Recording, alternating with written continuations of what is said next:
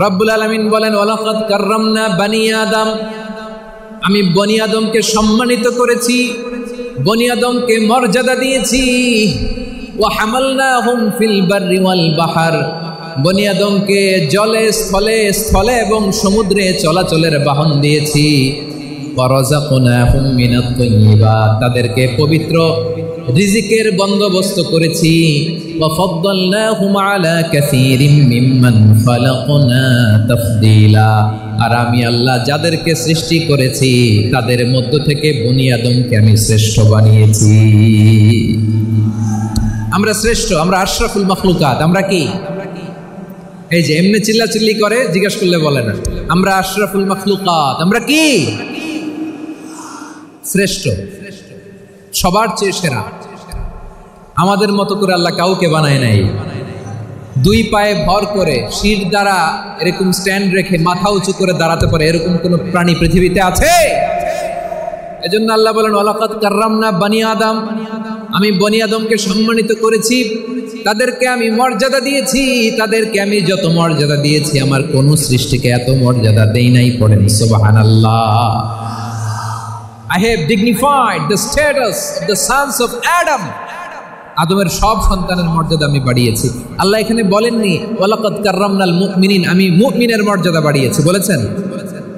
আল্লাহ এখানে বলেন নাই ওয়ালাকাদ কাররামনাল মুসলিমিন, আমি মুসলিমের মর্যাদা বাড়িয়েছি। আল্লাহ বলেছেন ওয়ালাকাদ কাররামনা বানি আদম, আমি বনি আদমের সম্মান বাড়িয়েছি। হোক সে মুমিন কিংবা কাফের, মুসলিম কিংবা মুশরিক, আস্তিক কিংবা নাস্তিক, আরব কিংবা অনারব, যেই হোক না কেন আদম সন্তান সবগুলার মর্যাদা বাড়াইয়া দিয়েছে কে? সবার মর্যাদা আল্লাহ বাড়িয়েছে। মানুষ হিসেবে মর্যাদা। বিশ্বনবী সাল্লাল্লাহু আলাইহি ওয়াসাল্লাম ইহুদির লাশ দেখে দাঁড়িয়ে গেলেন। কার লাশ? আমার যশোরের ভাইয়েরা আওয়াজ করে বলুন, কার লাশ? ইহুদির লাশ দেখে দাঁড়ায় গেলেন। সাহাবারা বললেন ইয়া রাসূলুল্লাহ, আপনি দাঁড়ালেন যে, এটা তো ইহুদির লাশ। বিষ্ণু বললেন আওয়ালাইসাত নাফসান, এটা কি মানুষ নয়? এটা হোক ইহুদি হোক খ্রিস্টান, এটা তো মানুষ। আমি মানুষ দেখে দাঁড়িয়েছি। আই স্যালিউট দ্য হিউম্যানিটি, আমি মানবতাকে সম্মান করেছি। পড়েন সুবহানাল্লাহ। তাহলে এই জমিনে মানুষের মর্যাদা বেশি। হোক আস্তিক হোক নাস্তিক, হোক মুমিন কিংবা কাফের, আদমের সন্তান বলে মানুষ হলেই তার মর্যাদা বাড়িয়েছে কে? আমার কলিজার টুকরা যশোরের ভাইয়েরা, মানুষের মর্যাদা আল্লাহ এত বাড়িয়েছেন, মানুষ জীবিত থাকলেও যেমনি মর্যাদাবান, মরে গেলেও মর্যাদাবান। সুবহানাল্লাহ পড়েন। মানুষ মরে গেলে এই ডেড বডিটা কি হয়? পচে যায়, গলে যায়, মাটির সাথে মিশে যায়। তাই বলে আপনি ডেড বডির সাথে যাচ্ছে তাই করতে পারবেন না। পারবেন?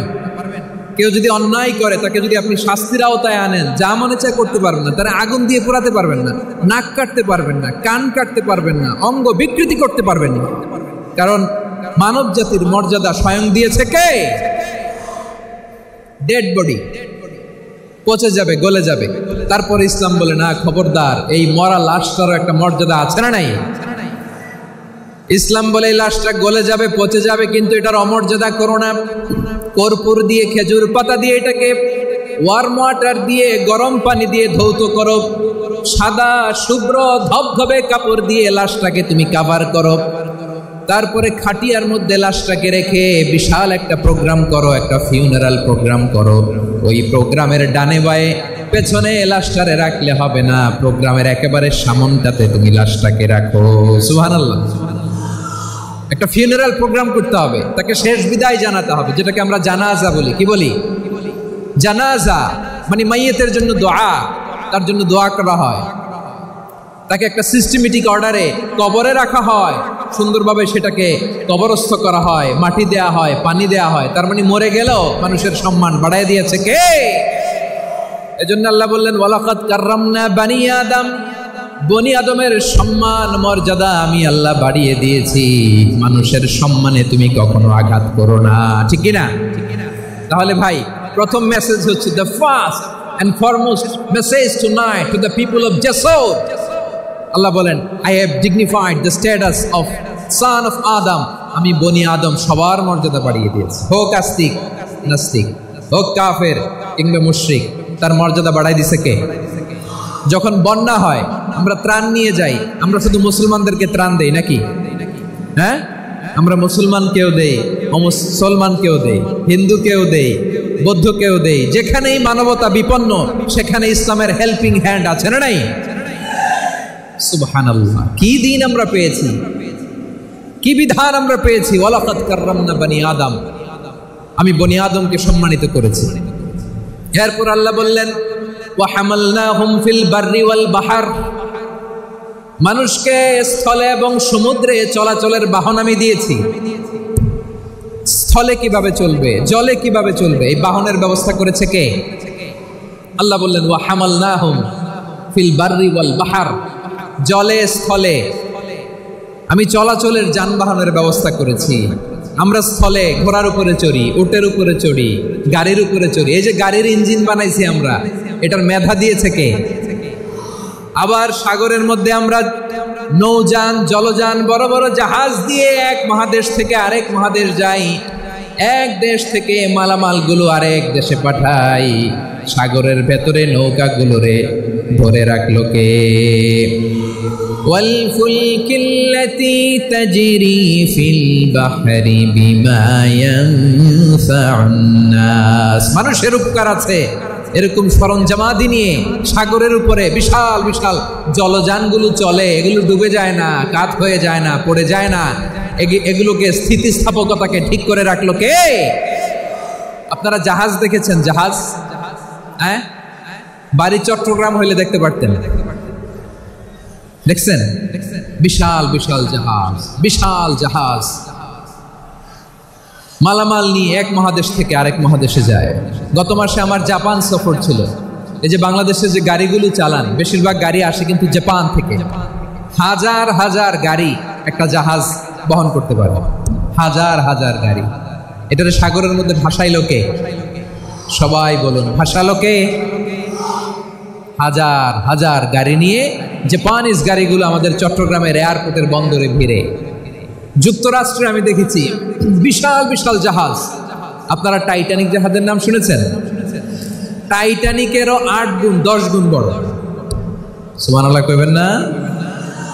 টাইটানিক জাহাজের 8 গুণ 10 গুণ বড় একটা জাহাজ আছে, আইকন অফ দ্য সি, আমি দেখে এসেছি। রয়্যাল ক্যারিবিয়ান দেখে এসেছি। সাগরের সামনে জেটিতে যখন দাঁড়ালাম, জাহাজটা যখন যায়, আমার মনে হচ্ছে একটা শহর, গোটা শহর, the entire city is floating on the water, পুরো একটা শহর মনে হয় পানির উপর দিয়ে ভেসে যাচ্ছে। পড়েন সুবহানাল্লাহ। এই যে আইকন অফ দ্য সি, এই ক্রুজ, এই জাহাজটা, এটার ভিতরে স্টেডিয়াম আছে। কিসের ভিতরে স্টেডিয়াম? কথা বুঝে নাই বোধহয়। স্টেডিয়াম কিসের ভিতর? সুইমিং পুল আছে, শপিং মল আছে, রেস্টুরেন্ট আছে, ক্লাব আছে, 3000 4000 রুম বিশিষ্ট, কক্ষ বিশিষ্ট হোটেল আছে। এই সবগুলোর নিয়ে এগুলো চলে সাগরের এই দোলার মধ্যে, জলোচ্ছ্বাসের মধ্যে। এই সাগরের ভেতরে এই জাহাজগুলোর ভাষায় রাখছে কে? সূরাত আর-রহমান আল্লাহ তাআলা বললেন ওয়ালাহুল জাওয়ারিল মুনশাআতু ফিল বাহরি কাল আ'লাম ফাবিআইয়ি আলা, সবাই পড়েন ফাবিআইয়ি আলাই রাব্বিকুমা তুকাযিবান। পাহাড় সম বড় বড় জাহাজগুলো মাল বোঝাই করে সাগরের মধ্যে ভেসে বেড়ায়। এগুলো দিয়ে মালামাল বহন করা যায়, মানুষরা এক দেশ থেকে আরেক দেশে যায়। এই জাহাজগুলোর সাগরের ভেতরে ভাসায় রাখলো কে? এই আয়াতের ভেতরে আল্লাহ তাআলা সূরাত বনী ইসরাঈলের এই চমৎকার আয়াতের ভেতরে আল্লাহ তাআলা বেসিক্যালি মানব জাতির প্রতি তার 4টি স্পেশাল অনুগ্রহের কথা বলেছেন। কয়টি? 2টা বলে ফেলছি। 1 নাম্বার ওয়ালাকাদ কাররামনা বনি আদম, আমি বনি আদমের সম্মান বাড়াইছি। নাকি মুসলমানদের? নাকি মুসল্লিদের? কার সম্মান বাড়িয়েছি? বনি আদমের। তাহলে human dignity, the first part of the verse talks about the human dignity. 2 number অংশ আল্লাহ তাআলা বললেন ওয়া হামালনাহুম ফিল বাররি ওয়াল বাহর, স্থলে এবং সমুদ্রে আমি তাদের জন্য চলাচলের বাহন দিয়েছি। সুবহানাল্লাহ। তার মানে smooth movement on land and sea, জলে এবং স্থলে যাতে আমরা স্মুথলি মুভ করতে পারি আল্লাহ তাআলা দিয়েছেন। 3 নাম্বার আল্লাহ তাআলা বললেন ওয়ারাযাকনাহুম মিনাত তাইয়্যিবাত, মানুষের জন্য আমি পবিত্র রিজিকের ব্যবস্থা করেছি। জলে এবং স্থলে যত প্রাণী আছে সবগুলা প্রাণীকে রিজিক দেয় কে? আমাদেরকে রিজিক দেয় কে? সাগরের মাছগুলোকে, বড় বড় তিমি মাছগুলোরে রিজিক দেয় কে? বাতাসের মধ্যে ভেসে বেড়ানো বড় বড় পাখিগুলো, স্ক্যান্ডিনেভিয়ান কান্ট্রি থেকে লক্ষ লক্ষ কোটি কোটি পাখিগুলো যে এক দেশ থেকে আরেক দেশে ট্রান্সফার হয়, এগুলোর রিজিক দেয় কে?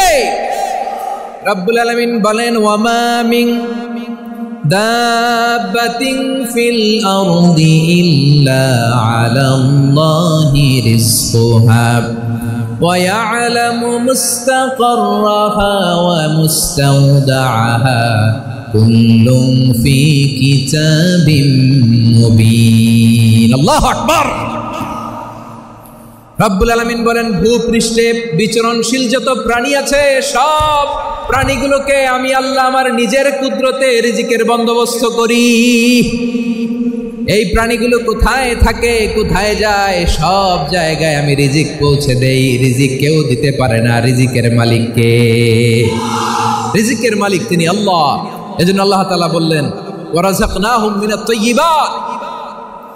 এরপর আল্লাহ বললেন, ওয়াফাদ্দালনাহুম আলা কাসীরিম মিম্মান খালাকনা তাফদীলা। আমি যত প্রাণী সৃষ্টি করেছি সকল প্রাণীর মধ্যে মানুষের মর্যাদা, শ্রেষ্ঠত্ব আমি দিয়েছি। সুবহানাল্লাহ পড়েন। তাহলে এক নম্বরে আল্লাহ বললেন, আমি বনি আদমের মর্যাদা বাড়ালাম। এরপরে বললেন, স্থলে এবং সমুদ্রে চলাচলের জন্য যানবাহন দিলাম। 3 নম্বরে আল্লাহ বললেন, পবিত্র রিজিকের ব্যবস্থা করে দিলাম। এরপরে আল্লাহ বললেন, যত প্রাণী আছে, সৃষ্টি আছে, সবগুলার উপরে আমি মানুষকে শ্রেষ্ঠত্ব দিলাম। সুবহানাল্লাহ। তাহলে সবচেয়ে বেশি শ্রেষ্ঠত্ব মানুষের। গার মানুষের। শুধু তাই নয় প্রিয় ভাইরা, আকাশ এবং জমিনে যা কিছু আছে সবকিছু মানুষের জন্য, মানুষের কল্যাণে, মানুষের প্রয়োজনে, মানুষের বশীভূত করে সৃষ্টি করেছেন কে? রব্বুল আলামিন বলেন, হুয়াল্লাযী খালাকা লাকুম মা ফিল আরদি জামিআ। এই জমিনের মধ্যে যা কিছু আমি আল্লাহ সৃষ্টি করেছি সব কিছু আমি মানুষের জন্য সৃষ্টি করেছি। পড়েন সুবহানাল্লাহ। হুয়াল্লাযী খালাকা লাকুম মা ফিল আরদি জামিআ। যা আছে সব আমাদের জন্য, সব আমাদেরকে সার্ভিস দেওয়ার জন্য, আমাদের উপকারের জন্য, আমাদের কল্যাণের জন্য। আওয়াজ করে সবাই পড়ুন আল্লাহু আকবার। অন্য আয়াতে আল্লাহ বললেন, ওয়াসাখখারা লাকুম মা ফিস সামাওয়াতি ওয়া মা ফিল আরদি জামিআম মিন ইন্না ফি যালিকা লাআয়াতিন লিকাওমিন ইয়াতাফাক্কারুন।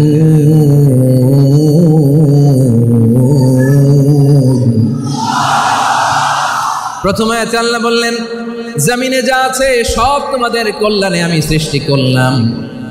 এরপরে আল্লাহ বললেন, আকাশেও যা আছে সব তোমাদের জন্য সৃষ্টি করলাম, তোমাদের অনুগত বানিয়ে দিলাম। পড়েন সুবহানাল্লাহ।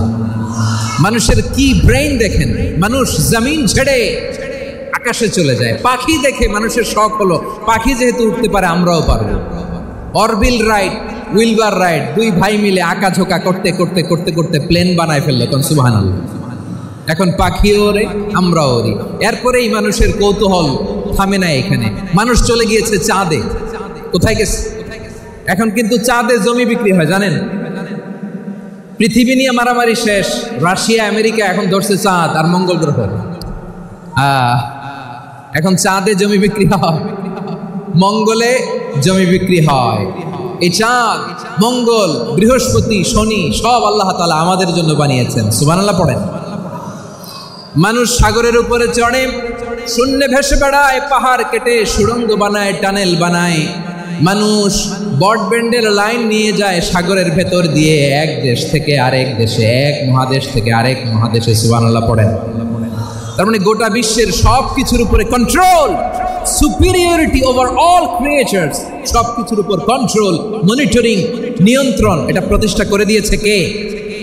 এজন্যই মানুষের শ্রেষ্ঠত্ব। ওয়ালাকাদ কাররামনা বনি আদম, আমি বনি আদমের সম্মান বাড়িয়েছি। মর্যাদা আমি বাড়িয়ে দিয়েছি এই কারণে, কারণ মানুষ সবকিছুর উপর নিয়ন্ত্রণ নিতে পারে। মানুষকে নিয়ে এই কোরআনের সব আলোচনা, মানুষকে নিয়ে এই কোরআনের সব। তাই কোরআনের কেন্দ্রীয় আলোচ্য বিষয় হচ্ছে মানুষ। কোরআনের কেন্দ্রীয় আলোচ্য বিষয় কি? যশোরের ভাইয়েরা বুঝে থাকলে সবাই বলবেন কোরআনের কেন্দ্রীয় আলোচ্য বিষয় কি? এই যে আমি মূল আলোচনায় যাচ্ছি এখন। কেন মানুষ কোরআনের কেন্দ্রীয় আলোচ্য বিষয়? এই যে ভাইয়েরা, এই যে হাত জোর করে, এই যে Jessore Gen Z, the smart people of Jessore, হাত জোর করে বলতেছে, হাত জোর করে তোদের কাছে আল্লাহর দোহাই লাগে, স্টপ স্টপ। শুরুতে একবার বলেছে জায়গা না হলে আস্তে আস্তে ধাক্কা দিবা, সামনে না পিছনে দিয়ে দিয়ে বেরোয় চলে যাবে। এলইডিতে দেখো, এই যে এই যে আল্লাহর ওয়াস্তে জায়গা না হলে ওদিকে যাও। কোরআনের মাহফিলে বিশৃঙ্খলা, এটা কাফিরদের আলামত। কাফিররা শীষ দিত, শীষ। বিশ্বনবী কোরআনের তাফসীর করলে কাফিররা শীষ দিত আর ক্ল্যাপিং করত, হুইসেল এন্ড ক্ল্যাপিং। তো আমরা কি এখানে বিশৃঙ্খলা করতে আসছি? তো বারবার থামানো লাগে কেন? কোনো আওয়াজ হবে না, বললাম তো স্টপ। আওয়াজ করে বলুন কোরআনের কেন্দ্রীয় আলোচ্য বিষয় কি? সবাই বলেননি। এতগুলো মানুষ উত্তর দিলে এতটুকু আওয়াজ হয়, অন্তত আমি বিশ্বাস করি না। যশোর আওয়াজ করে বলো কোরআনের কেন্দ্রীয় আলোচ্য বিষয় কি? মানুষ। এই মানুষ কোরআনের কেন্দ্রীয় আলোচ্য বিষয়। মানুষকে আল্লাহ স্বাধীনতা দিয়েছেন, ফামান শাআ ফালইউমিন ওয়া মান শাআ ফালইয়াকফুর। চাইলে মুমিন হতে পারো, চাইলে কাফের হতে পারো, তোমার ইচ্ছা। তবে জেনে রাখো মানুষকে আল্লাহ এত স্বাধীনতা দিয়েছেন, মানুষ চাইলে অনেক ভালো হইতে পারে। ভালোর রাস্তাও খোলা, খারাপ হওয়ার রাস্তাও খোলা। ভালো হইলে মানুষ অনেক ভালো, খারাপ হইলে অনেক খারাপ। ভালো হইলে সবচেয়ে ভালো, খারাপ হইলে সবচেয়ে খারাপ। এজন্য সিদ্ধান্ত আপনাকে নিতে হবে। আল্লাহ তাআলা বলছেন লাকাদ খালাকনাল ইনসানা ফি আহসানি তাকওয়িম সুম্মা রাদাদনাহু আসফালা সাফিলিন। আমি মানুষকে অনেক সুন্দর অবয়বে, সুন্দর আকৃতিতে সৃষ্টি করেছি। তার শুধু চেহারার ডিজাইনটাই সুন্দর নয়, তার ব্রেনটা বড্ড সুন্দর, তার মানসিকতা বড্ড সুন্দর, তার সৃজনশীলতা বড্ড সুন্দর। পড়েন সুবহানাল্লাহ। আমাদের চেহারা অবয়ব ডিজাইন যে সুন্দর তা না, আমাদের ব্রেনটা অনেক সফিস্টিকেটেড ব্রেন, অনেক সফিস্টিকেটেড। এই 1.5 কেজি ব্রেন ইউজ করে মানুষ গোটা বিশ্বে সভ্যতা বিনির্মাণ করেছে, ঠিক কিনা? এই ব্রেন আল্লাহ তাআলা আমাকে দিয়েছে। এটারে কাজে লাগালে, আপনার 6 সেন্স কাজে লাগালে আপনি অনন্য মানুষ হয়ে উঠবেন, মহামানবে রূপান্তরিত হবেন। মানুষ হতে পারে, চাইলেই মহামানব হতে পারে। আবার যদি মানুষ চায় খারাপও হতে পারে।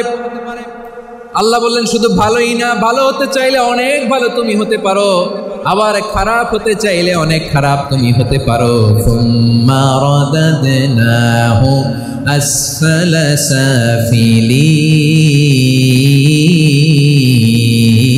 সাফিলিন। খারাপ হলে একেবারে খারাপ হতে পারো, নিকৃষ্ট হলে একেবারে নিকৃষ্ট হতে পারো, ভালো হলেও ভালো হতে পারো। কোন সুবহানাল্লাহ। এবার আওয়াজ করে বলুন ভালো হতে চাই না খারাপ, শ্রেষ্ঠ না নিকৃষ্ট?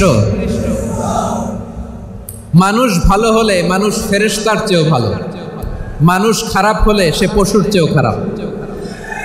কথা ঠিক কিনা বলেন? ভালো হলে ফেরেশতার চেয়েও ভালো, খারাপ হলে পশুর চেয়েও নিকৃষ্ট। তার মানে শ্রেষ্ঠত্বে মানুষ, শ্রেষ্ঠত্বে ফেরেশতাকে হার মানায়, আর অধপতনে শ্রেষ্ঠত্বে ফেরেশতাকে ছাড়িয়ে যায়, আর অধপতনে পশুকেও হার মানায়। আই রিপিট, আমি আবারও বলছি, মানুষ শ্রেষ্ঠত্বে ফেরেশতাকে ছাড়িয়ে যায়, আর অধপতনে সে পশুকেও হার মানায়। আওয়াজ করে বলতে হবে ঠিক কিনা? এটার প্রমাণ কি? মানুষ শ্রেষ্ঠ হইলে যে ফেরেশতার চেয়েও সেরা, তার প্রমাণ কি? আল্লাহ তাআলা বলছেন وَإِذْ قُلْنَا لِلْمَلَائِكَةِ اسْجُدُوا لِآدَمَ فَسَجَدُوا إِلَّا إِبْلِيسَ أَبَى وَاسْتَكْبَرَ وَكَانَ مِنَ الْكَافِرِينَ। আল্লাহ বলেন স্মরণ করো সে সময়ের কথা যখন আমি ফেরেশতাদেরকে বললাম, ও ফেরেশতারা আদমকে সিজদা দাও, সব ফেরেশতারা সম্মান সূচক সেজদা আদমকে দিল। তারা আদমের জন্য সেজদায় লুটিয়ে পড়লো, একজন ছাড়া, তার নাম ইবলিস। আওয়াজ করে বলেন তার নাম কি? সে অহংকার প্রদর্শন করলো, সে কাফের হয়ে গেল। বাকি সব ফেরেশতারা সেজদা দিল। সুবহানাল্লাহ। আবার আদম আলাইহিস সালামকে আল্লাহ জিজ্ঞেস করলেন, সব বলে দিল উত্তর, কিন্তু ফেরেশতাদেরকে একই প্রশ্ন জিজ্ঞেস করলেন, তারা উত্তর করতে পারে নাই। তার মানে এর মধ্য দিয়ে প্রমাণিত হয়, মানুষ ভালো হলে ফেরেশতার চেয়েও ভালো, ফেরেশতার চেয়েও মানুষের মর্যাদা বাড়িয়ে দিয়েছে কে? সব নূরের ফেরেশতা যখন মাটির আদমকে সেজদা দেয়, এটা প্রমাণ করে ফেরেশতার চেয়েও মানুষের মর্যাদা বাড়িয়ে দিয়েছে কে? তুমি মাটির আদমকে প্রথম সৃষ্টি করিয়া ঘোষণা করিয়া দিলে শ্রেষ্ঠ বলিয়া, তাই তো নূরের ফেরেশতা করে আদমকে সেজদা। ঠিক কিনা বলেন? তাই তো নূরের ফেরেশতা করে আদমকে সেজদা। সবার চেয়ে সম্মান দিলে মাটির আদমকে। আল্লাহু আল্লাহু তুমি জাল্লে জালালুহু, শেষ করা তো যায় না গে তোমার গুণগান। পড়েন না? পড়েন। আল্লাহু আল্লাহু তুমি জাল্লে জালালুহু, শেষ করা তো যায় না গে তোমার গুণগান। আল্লাহু আল্লাহু। আল্লাহু আকবার। আদমের মর্যাদা বেশি, মানুষের মর্যাদা বেশি, মানুষ শ্রেষ্ঠ তার প্রমাণ নূরের ফেরেশতা মাটির আদমকে সেজদা করে। আওয়াজ করে বলেন ঠিক কি না? তাহলে মানুষ ভালো হলে ফেরেশতার চেয়ে ভালো। আবার মানুষ যদি খারাপ হয়, সে পশুর চেয়েও খারাপ। অধপতনে পশুত্বকে হার মানায়। তার প্রমাণ কি? তার প্রমাণ হচ্ছে যশোরের ভাইরা দেখবেন পত্রিকায় নিউজ পেপারে মাঝে মাঝে এরকম দেখা যায়, এক মানুষ আরেক মানুষকে হত্যা করে 20 টুকরা করে বস্তার ভিতরে ভরেছে। আপনারা এই নিউজ পড়েন নাই না? দেখেন নাই? দেখছেন? মানুষ মানুষকে হত্যা করে কয় টুকরা? জোরে বলেন। এখানেই ক্ষান্ত হয় না, আবার কোথায় ভরছে? বস্তার ভেতরে। আচ্ছা, বুঝে থাকলে আওয়াজ করে বলেন, কোনদিন শুনছেন একটা হাতি আর একটা হাতিকে হত্যা করে 20 টুকরা করছে, এরপরে বস্তার ভিতরে ভরছে? হয়েছে? তাহলে দেখেন, মানুষ যদি খারাপ হয় সে পশুকেও হার মানায়। চিল্লায় বলো ঠিক কি না? এমনও দুশ্চরিত্র মানুষ আছে যার নজর থেকে 6 মাসের ছোট্ট মেয়ে থেকে শুরু করে 80 বছরের বৃদ্ধারাও নিরাপদ নয়। পশুকেও হার মানে। মানুষের ঘর জ্বালিয়ে পুড়ে মেসাকার করে দেয়, জনপদের পর জনপদ জ্বালায় দেয়। এরকম আছে না নাই? প্রিয় ভাইয়েরা, চোখ কান নাক মুখ থাকলেই মানুষ না। যা সামনে দেখেন এগুলো সব মানুষ না, এগুলো জনসংখ্যা। এগুলো কি? সবাই বলুন, এগুলো কি? বাড়ছে জনসংখ্যা, কমছে মানুষ। বাড়ছে জনসংখ্যা, কমছে। এই দুনিয়া এখন তো সেই দুনিয়া নাই, মানুষ নামের মানুষ আছে, দুনিয়া বোঝাই।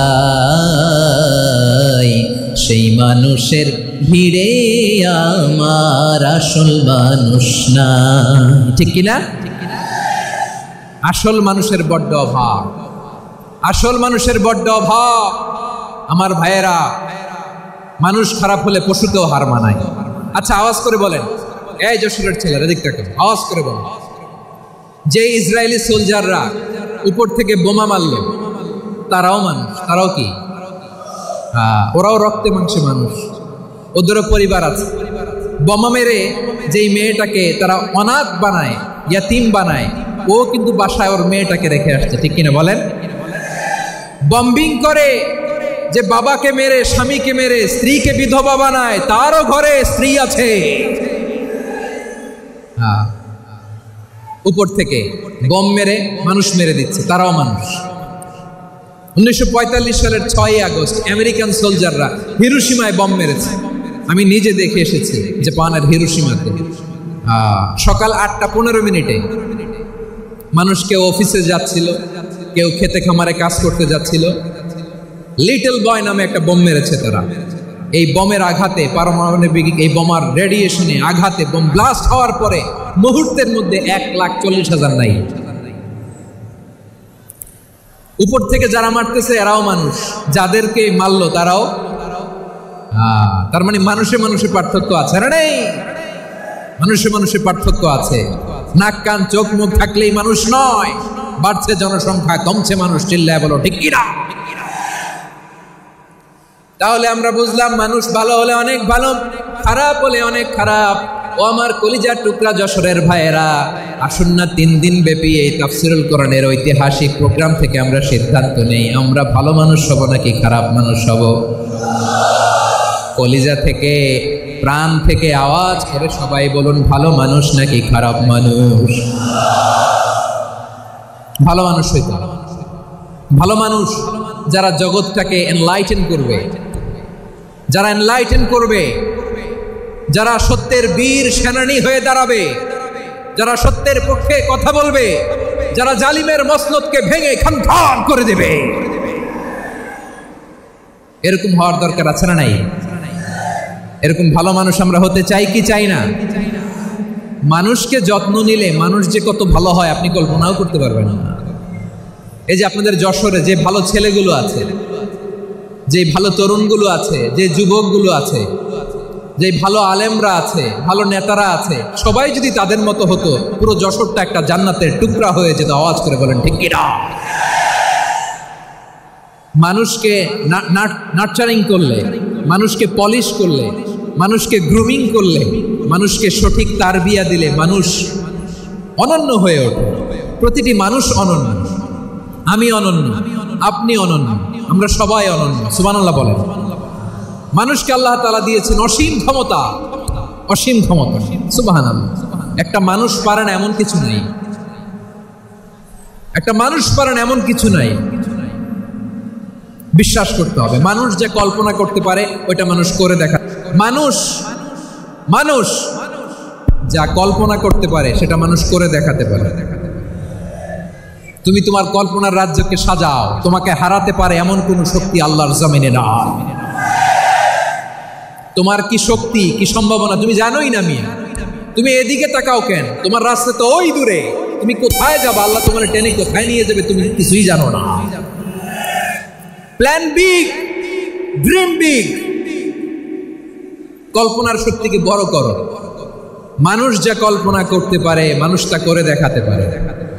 মানুষের কাছে অসাধ্য কিছু নাই, মৃত্যু ছাড়া, অ্যাকসেপ্ট ডেথ, মৃত্যু ছাড়া মানুষ সবকিছুকে জয় করতে পারে।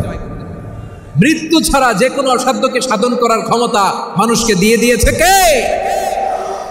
হারার জন্য তোমার জন্মই হয় নাই, তোমার জন্ম হয়েছে জিতার জন্য, বিজয়ের জন্য তোমার জন্ম। মানুষের শুরুটাই হয় বিজয় দিয়ে। যশোর, আওয়াজ করে বলো, মানুষের শুরু হয় কি দিয়ে? মৃত্যু ছাড়া যে কোনো অসাধ্যকে সাধন করার ক্ষমতা মানুষকে দিয়ে দিয়েছে কে?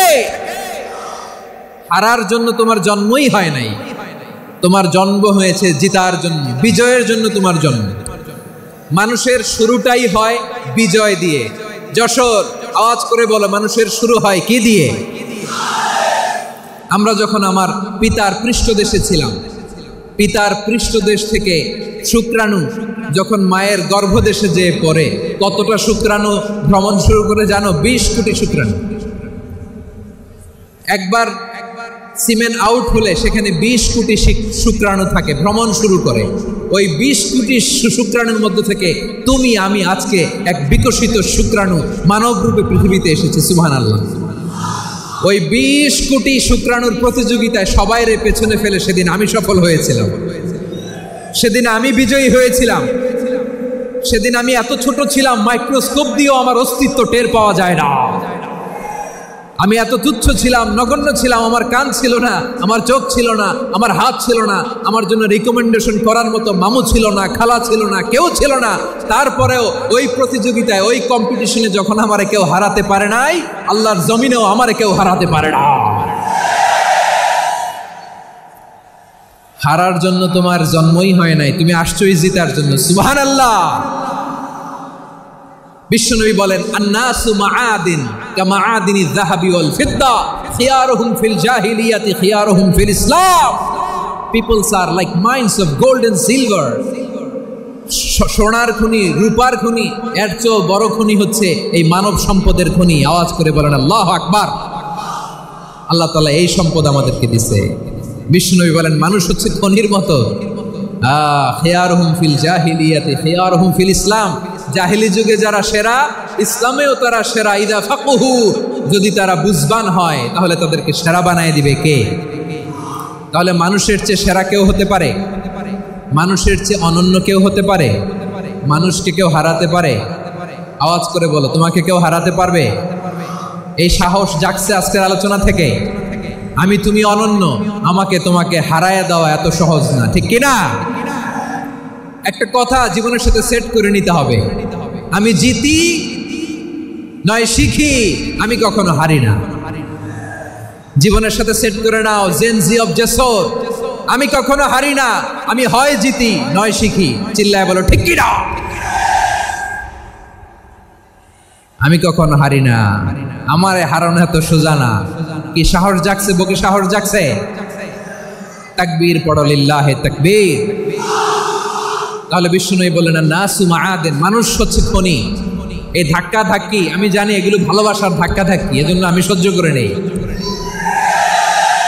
এগুলো যে ভালোবাসার ধাক্কা ধাক্কি এটা আমরা বুঝি। পৃথিবীর কোনো আইন, সিকিউরিটি প্রটোকল দিয়ে এটারে মানানো যাবে না, কারণ এটা তো ভালোবাসা, লাভ। লাভ কোনো আইন কানুন দিয়ে বাধা যায় না, মানানো যায় না, ঠিক কিনা বলো?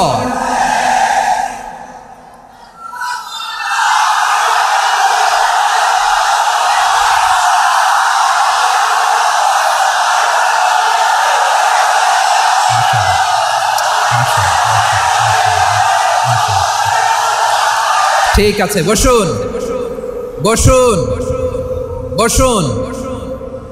আল নাসু মাআদিন, মানুষ হচ্ছে খনি। এই খনির যত্ন নিতে হবে। আমার মা বাবা যারা এসেছেন, আপনার ছেলে মেয়ের যত্ন নেন। আপনার ছেলের মধ্যে যে কি পটেনশিয়াল আপনি জানেন না। আপনার এই ছোট্ট অবুজ ছেলেটাই আগামী দিনের শায়েখ আহমদুল্লাহ হবে।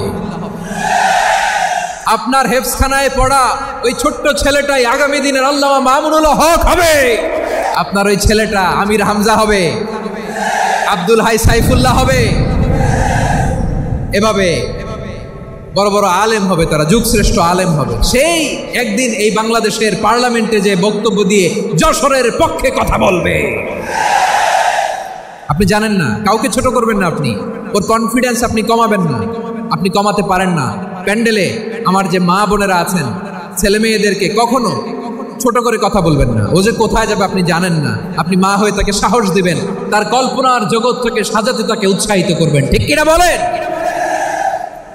আর আমার প্যান্ডেলের আমার প্রিয় শ্রদ্ধাশীলা মায়েরা বোনেরা, আপনারা তো আরো দামি সম্পদ। বিশ্বনবী বলেন আর দুনিয়া কুল্লুহা মাতা।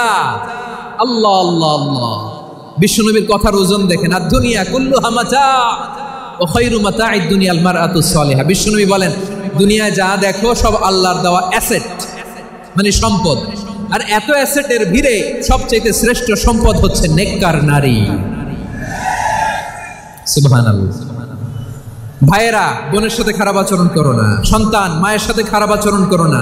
আমাদের মায়েরা আমাদের asset, they are our priceless asset. কারণ এই মায়েদের পেটে এসেছে আল্লাহর ওলিরা, এই মায়েদের পেটে এসেছে খান জাহান আলী, এই মায়ের পেটে এসেছে শাহজালাল ইয়ামানি, এই মায়ের পেটে এসেছে আল্লাহর সব নবীরা।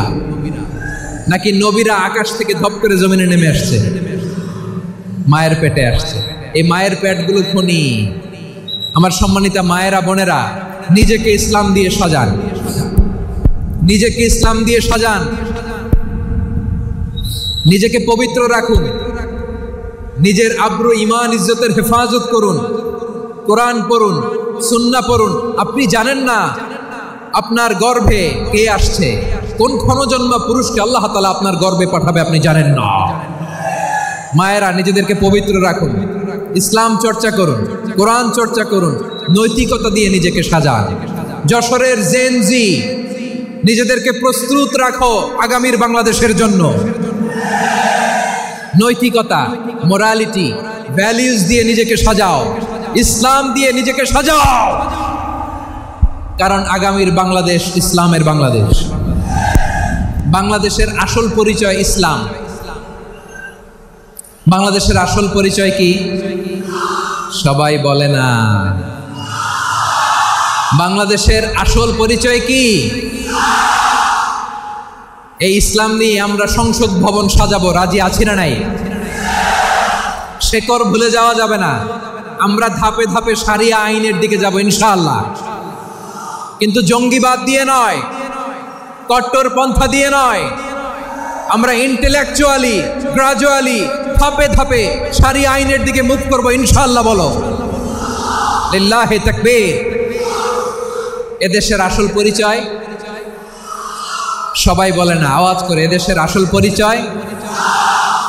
এদেশে আজান শুনে সূর্য ওঠে শহর গ্রামে, এদেশে আজান শুনে সূর্য ডোবে সন্ধ্যা নামে, এদেশে সকল কাজে সবাই বলে বিসমিল্লাহ, এদেশে ভালো কিছু দেখে শুনে হাসি মুখে সবাই বলে মাশা আল্লাহ, সুবহানাল্লাহ সুবহানাল্লাহ সুবহানাল্লাহ সুবহানাল্লাহ সুবহানাল্লাহ সুবহানাল্লাহ সুবহানাল্লাহ সুবহানাল্লাহ।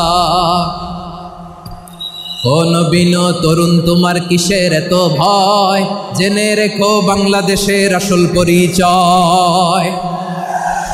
বাংলাদেশের আসল পরিচয় ইসলাম। আওয়াজ তুলে বলো, আসল পরিচয় কি? এদেশে পরস্পরে দেখা হলে দেয় সালাম, এদেশে আমজনতার হৃদয় জুড়ে পাক্কালাম, ঠিক কি না? এদেশে বিপদ এলে সর্বজনে সর্বক্ষণে দোয়া পড়ে ইন্না লিল্লাহ সুবহানাল্লাহ সুবহানাল্লাহ সুবহানাল্লাহ সুবহানাল্লাহ। এদেশে আজান শুনে সূর্য ওঠে শহর গ্রামে, এদেশে আজান শুনে সূর্য ডোবে সন্ধ্যা নামে, এদেশে সকল কাজে সবাই বলে বিসমিল্লাহ, এদেশে ভালো কিছু দেখে শুনে হাসি মুখে সবাই বলে মাশা আল্লাহ সুবহানাল্লাহ। আওয়াজ করে সুবহানাল্লাহ সুবহানাল্লাহ সুবহানাল্লাহ সুবহানাল্লাহ। সবাই একসাথে সুবহানাল্লাহ সুবহানাল্লাহ সুবহানাল্লাহ সুবহানাল্লাহ। এদেশের আসল পরিচয় কি? আওয়াজ করে বলতে ভয় লাগে। এদেশের আসল পরিচয় কি? ইসলাম দিয়ে আমাদের সংসদ ভবন চলুক, আমরা চাই কি চাই না? বঙ্গভবনে লা ইলাহা ইল্লাল্লাহর পতাকা উড়ুক, আমরা চাই কি চাই না? প্রতিটি জেলা অফিসে, ডিসি অফিসে লা ইলাহার পতাকা ঝুলুক, আমরা চাই কি চাই না? কারা কারা চাই হাত তুলে আল্লাহরে দেখায়।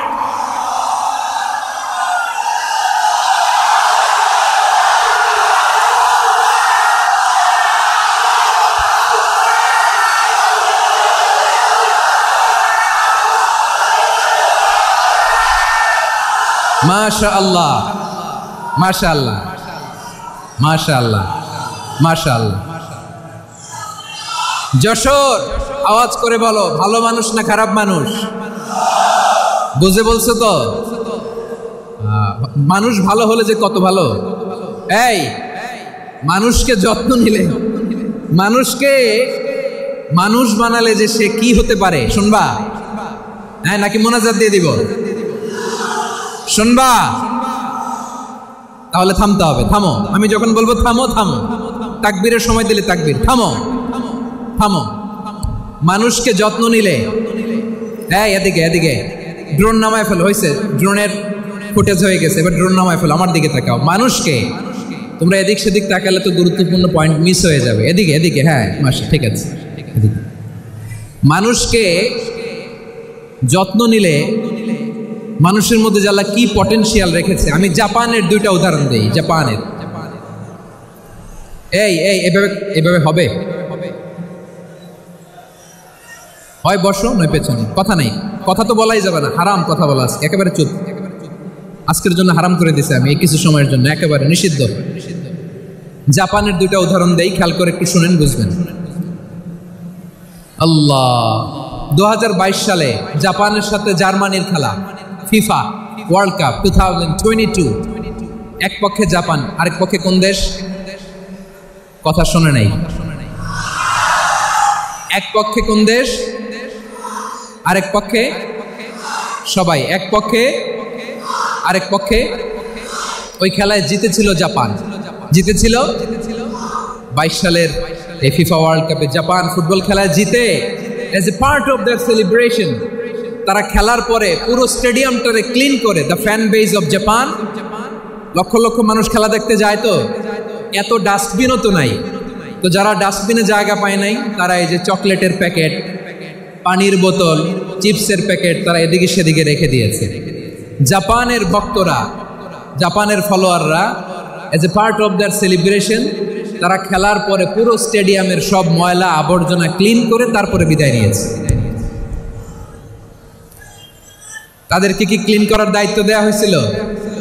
এই যশোর, জাপানের যে ছেলেরা খেলা দেখতে গেছিল ওদেরকে কি ক্লিন করার দায়িত্ব দিছিল? তারা কি স্টেডিয়ামের পরিচ্ছন্নতা কর্মী? তাদের আকল, তাদের সিক্স সেন্স তাদেরকে বলেছে। ছোটবেলা থেকে জাপান গভর্নমেন্ট ওদেরকে এত পরিচ্ছন্নতা শেখায়, ক্লিনলিনেস অ্যাওয়ারনেস ক্যাম্পেইন করায়। ক্লাসে আমি দেখেছি, ক্লাসে নিজের বেঞ্চ নিজে মুছে, ক্লাসের মাঝখানে একটা সময় দেয়, নিজের টেবিল নিজে মুছে, নিজের ক্লাসরুমটা নিজে পরিষ্কার করে। রাস্তাঘাটে একটা ধুলা নাই, ময়লা নাই, একটা টিস্যু নাই। খেলার পরে গোটা বিশ্বকে তাক লাগিয়ে দিয়েছে। জাপানের ফ্যানরা সবার রেখে যাওয়া গার্বেজ, টিস্যু, বোতল পরিষ্কার করে তারপরে স্টেডিয়াম থেকে বিদায় নিয়েছে। আমরা কেন এমন হইতে পারলাম না? আমরা কেন এমন হইতে পারলাম না? জাপানের যারা এগুলো করছে ওদের 3টা করে চোখ না? চোখ তো 3টা জাপানো লাগে, জাপানো লাগে। হাত তো 4টা, কান তো 6টা। হ্যাঁ, নাকি আমার মতো 2 হাত 2 কানওয়ালা মানুষ? চোখে দেখলে ওটা মানুষ না। চিন্তা করছেন? তার মানে জাপানিজদেরকে যে গ্রুমিং করে শিখানোর মাধ্যমে পরিচ্ছন্ন বানানো গেছে। ওরা যেমনি মানুষ, আমরাও মানুষ। আমাদের সন্তানদেরকে শেখালে তারাও পারবে, পারবে কিনা? 2 নম্বর উদাহরণ বলি। চট্টগ্রাম ফেনীতে যারা গিয়েছেন, মেঘনা গোমতী ব্রিজ প্রকল্প নাম শুনছেন? মেঘনা একটা ব্রিজ পার হওয়া লাগে। এই মেঘনা গোমতী, এখানে 3টা ব্রিজ, কাঁচপুর সহ এই 3টা ব্রিজের নির্মাণ কাজ, রেনোভেশনের কাজ দেয়া হয়েছিল জাপানের একটা কোম্পানিকে। কাকে? জাপানের কোম্পানির নির্মাণ শেষে 738 কোটি টাকা বেঁচে গেছিল। এটা গভর্নমেন্টের হাতে দিয়ে তারা বিদায় নিয়েছে। কত টাকা? 738 কোটি টাকা। যত প্রাক্কলিত ব্যয় নির্ধারণ করা হয়েছে সব টাকা সরকার, তৎকালীন সরকার 2019-এর সরকার কারা ছিল তো জানেন? এই 2019-এর সরকার তাদেরকে দিয়েছে। তারা রিনোভেশন নির্মাণ শেষে 738 কোটি টাকা অতিরিক্ত বেঁচে গেছিল। এটা আবার গভর্নমেন্টের হাতে বুঝাই দিয়ে তারা বিদায় নিচ্ছে। আমরা কেন এমন হইতে পারলাম? জাপানের ওরাও মানুষ, আমরাও মানুষ। তার মানে মানুষে মানুষে পার্থক্য আছে না নাই? আচ্ছা, জাপানের 2টা উদাহরণ দিলাম, এবার আমার দেশের 2টা উদাহরণ দিব না? বাংলাদেশের 2টা উদাহরণ দিই। 1 নম্বর উদাহরণ, গত সপ্তাহে আপনারা জানেন কক্সবাজার আমার একটা প্রোগ্রাম ছিল, তো হেলিকপ্টারে গিয়েছিলাম। ফেনী জেলা যখন পার হচ্ছি আমি দেখলাম 3টা উইন্ডমিল। উইন্ডমিল চিনেন তো? বিশাল পিলার, 3টা-4টা পাখা থাকে। বায়ু বিদ্যুৎ কেন্দ্র, বাংলাদেশের প্রথম বায়ু বিদ্যুৎ কেন্দ্র এটা। মুহুরী প্রজেক্ট বলে এটা সম্ভবত, মুহুরী প্রজেক্ট। তো সাগরের বাতাসের ঝাপটায় এটা ঘুরে এনার্জি হয়, ইলেকট্রিসিটি উৎপাদন হয়। তো আমি পাইলটকে বললাম, ভাই এগুলো থেকে কেমন ইলেকট্রিসিটি উৎপাদন হয়? হুজুর একটু হয় না, কিছুই হয় না। কিছুই হয় না মানে? বলে হুজুর বাংলাদেশে যত উইন্ডমিল আছে এটার পাখা একটাও ঘুরে না। আল্লাহ, বলেন কি? তাহলে এই যে কোটি কোটি টাকা ব্যয় করে যে উইন্ডমিল, হুজুর ভিতরে ফিটফাট, উপরে ফিটফাট, ভিতরে সদরঘাট। তার মানে কোটি কোটি টাকা দিয়ে এই উইন্ডমিল বানায়, এখানে কিছু নাই। দুর্নীতির আড্ডাখানা, আখড়াখানা বাংলাদেশ, ঠিক কিনা বলেন? আয় রে, জাপানিজরাও মানুষ, আমরাও মানুষ। আমার এক নিকটাত্মীয় সরকারি চাকরিজীবী, তিনি আমাকে বললেন, বাংলাদেশের আর একটা উদাহরণ দেখ। উনি আমাকে বললেন যে প্রতি বছর আমাদের অফিসের ফার্নিচার চেঞ্জ করে। বললাম, প্রতি বছর ফার্নিচার চেঞ্জ করে কেন? বলে যে ফার্নিচার নতুন পারচেজ করলেই তো ওইখানে টাকা, নতুন কিনতে পারলেই টাকা, নতুন উন্নয়নের সবক শোনাতে পারলেই টাকা। প্রথম আলোর রিপোর্ট, কি আলো? প্রথম আলোর রিপোর্ট, গত 15 বছরে উন্নয়নের নামে লুটপাট হয়েছে প্রায় 3.25 লাখ কোটি টাকা। কার রিপোর্ট? আমাদের বানানো কথা। প্রথম আলোর রিপোর্ট। গত 15 বছরে কারা ছিল জানেন তো? হ্যাঁ, শুধু ওনাদেরকেই দোষ দিয়ে লাভ নেই। স্বাধীনতার পর থেকে শুধু শাসকের হাত বদল হয়েছে, আমরা কিছু পাই নাই, ঠিক কিনা বলেন? শুধু ওনাদের দোষ দিয়ে কি লাভ? একদল খাইছে, আরেক দল খাওয়ার জন্য রেডি হয়ে আছে। আমরা এরকম চাই না। আমরা চাই স্বাধীন সার্বভৌম বাংলাদেশ, আমরা চাই দুর্নীতিমুক্ত বাংলাদেশ। আমি নিউজটা যে কতবার পড়লাম, এটা কি সম্ভব? 3.25 লাখ কোটি টাকা লুটপাট, মানে লুটপাট করতে করতে এদেশের জনগণকে ফুটপাতে বসায় দিচ্ছে। প্রিয় ভাইয়েরা, জাপানের মানুষও মানুষ, আমরাও মানুষ। সিদ্ধান্ত আপনার, কোন মানুষ হবেন, ভালো মানুষ না খারাপ মানুষ? আজকের আলোচনার বিষয় হচ্ছে মানব সম্পদের উন্নয়ন, human resource development. It's a process to increase the capacity of knowledge, skill, capacity of the people of a country. একটা দেশের মানুষের জ্ঞান, তাদের দক্ষতা কি করে বাড়ানো যায়, বাড়িয়ে দেশের উন্নয়ন করানো যায়, এটাই হচ্ছে মানব সম্পদ উন্নয়নের মূল কথা। তাহলে মানব সম্পদ হচ্ছে একটা দেশের সবচাইতে শক্তিশালী পুঁজি। প্রাকৃতিক সম্পদ, খনিজ সম্পদের চেয়েও দামি হচ্ছে মানব সম্পদ। আমার প্রিয় যশোর, প্রাকৃতিক সম্পদ, খনিজ সম্পদের চেয়ে দামি সম্পদ কি সম্পদ? আল্লাহ তাআলা দয়া করে আমাদেরকে এই মানব সম্পদ দিয়েছেন। আসুন আমাদের এই মানুষগুলোকে আমরা সোনার মানুষ বানাই। রাজি আছেন তো সবাই? রাজি আছেন? মানুষ পারে না এমন কোনো কিছু নাই, চাইলে সব পারে। এজন্য মানুষকে তারবিয়া দিতে হবে, যথাযথভাবে তাদেরকে গড়তে হবে। আসুন আমরা সিরাতের আয়নায় বিশ্বনবীর জীবনী থেকে দেখি তিনি কিভাবে হিউম্যান রিসোর্সকে ম্যানেজ করতেন। যদি আপনাদের সময় হয়, দু একটা উদাহরণ দিয়ে আজকে আমি আমার আলোচনার বিদায় নেব। হবে সময় হবে কয়েক মিনিট? হ্যাঁ, শান্ত থাকবেন তো? শান্ত থাকবা? হ্যাঁ, ঠিক আছে। এই ধাক্কার মধ্যে ঢুকছে, এবার মজা বুঝতেছো তো? হ্যাঁ, মানা করছিলাম না? ঠিক আছে, টের পাও। হ্যাঁ, ঠিক আছে। যে আওয়াজ করবে আমি ওকে দেখতেছি, কে কে আওয়াজ করবে দেখতেছি। শেষ কথা, শেষের দিকে চলে আসছি। বিষ্ণু ইসলাম কিভাবে হিউম্যান রিসোর্সকে ম্যানেজ করতেন, মজার কথা আছে কয়েকটা, বলে বিদায় নেব। বিশ্বনবী কিভাবে এই মানব সম্পদকে ম্যানেজ করতেন। বিশ্বনবী, he was a very good talent hunter, চৌকস ট্যালেন্ট হান্টার ছিল। কার মধ্যে কি ট্যালেন্ট আছে দেখলেই বুঝে ফেলতেন। সুবহানাল্লাহ পড়বেন না? কি নবী আমরা পেয়েছি। He was a very good talent hunter. আমার নবী, তিনি চৌকস ট্যালেন্ট হান্টার ছিলেন। কার মধ্যে কি প্রতিভা বের করতেন, ওই প্রতিভাকে ইসলামের কল্যাণে কাজে লাগাতেন। সুবহানাল্লাহ বলেন। যাকে যেই জায়গায় সেট করলে ভালো হবে তাকে ওই জায়গায় সেট করতেন। কয়েকজন সাহাবীর জীবনী শুনাই। আবু মাহজুরা রাদিয়াল্লাহু তাআলা আনহু, মক্কার মুয়াজ্জিন, আগে ছিল মুশরিক, পরে হয়েছেন মুমিন। উনি কিভাবে মুমিন হইলেন এই ঘটনাটা একটু আপনাদের শোনাতে চাই। তো আপনাদের তো সময় নাই হাতে। হ্যাঁ, সময় আছে? এই জেনজি শেষ করে দিল আজকের প্রোগ্রামটা। 1 ঘন্টা ধাক্কা ধাক্কি করে কেমনি দাঁড়ায় আছে আমি বুঝলাম না।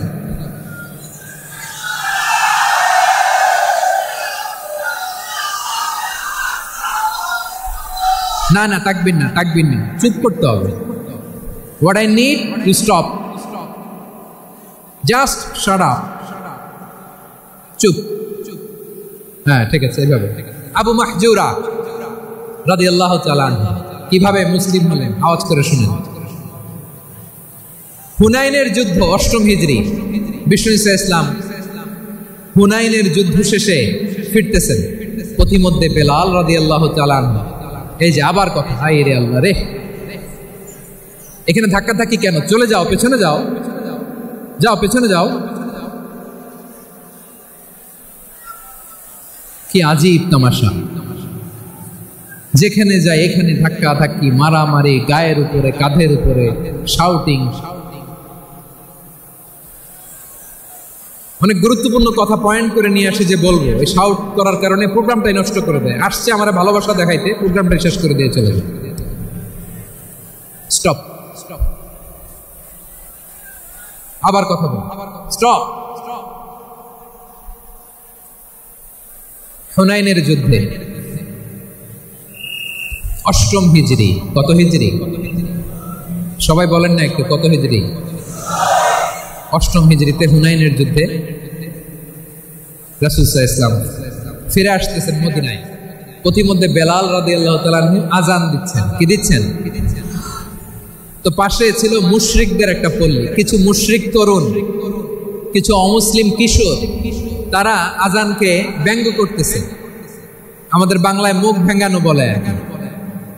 বেলাল রাদিয়াল্লাহু তাআলা আনহু আজান দিচ্ছেন, ওই বাচ্চাগুলো মুশরিক, তো ওরা আজানকে ব্যঙ্গ করতেছে, বিকৃতি করে ওরাও আজান দিচ্ছে। উদ্দেশ্য হচ্ছে আজানকে নিয়ে ঠাট্টা করা। উদ্দেশ্য কি?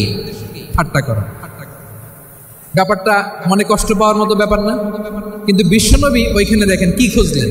বিশ্বনবী খেয়াল করলেন অমুসলিম কিশোরদের মধ্যে থেকে একটা কিশোরের গলাটা বড় দরাজ গলা, কণ্ঠটা বড় সুন্দর।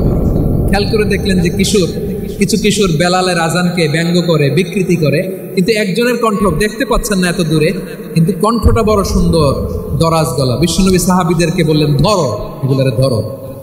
সবগুলারে ধরে বিশ্বনবী সামনে আনা হলো। ওরা হাঁটু কেড়ে বসল।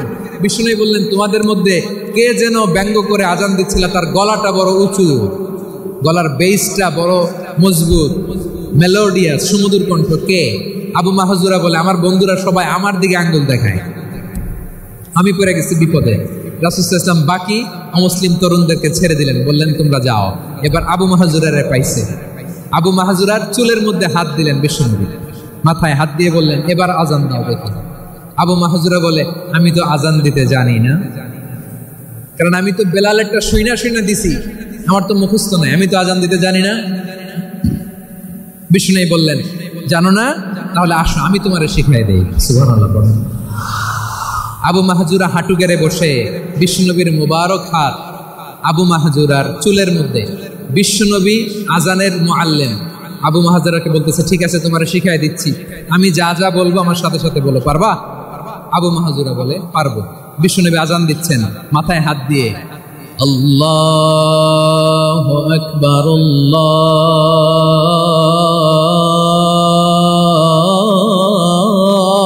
আল্লাহু আকবার।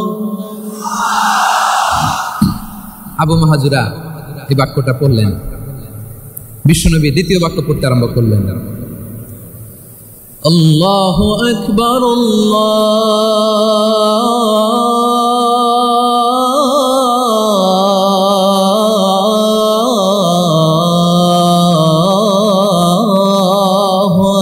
আকবার।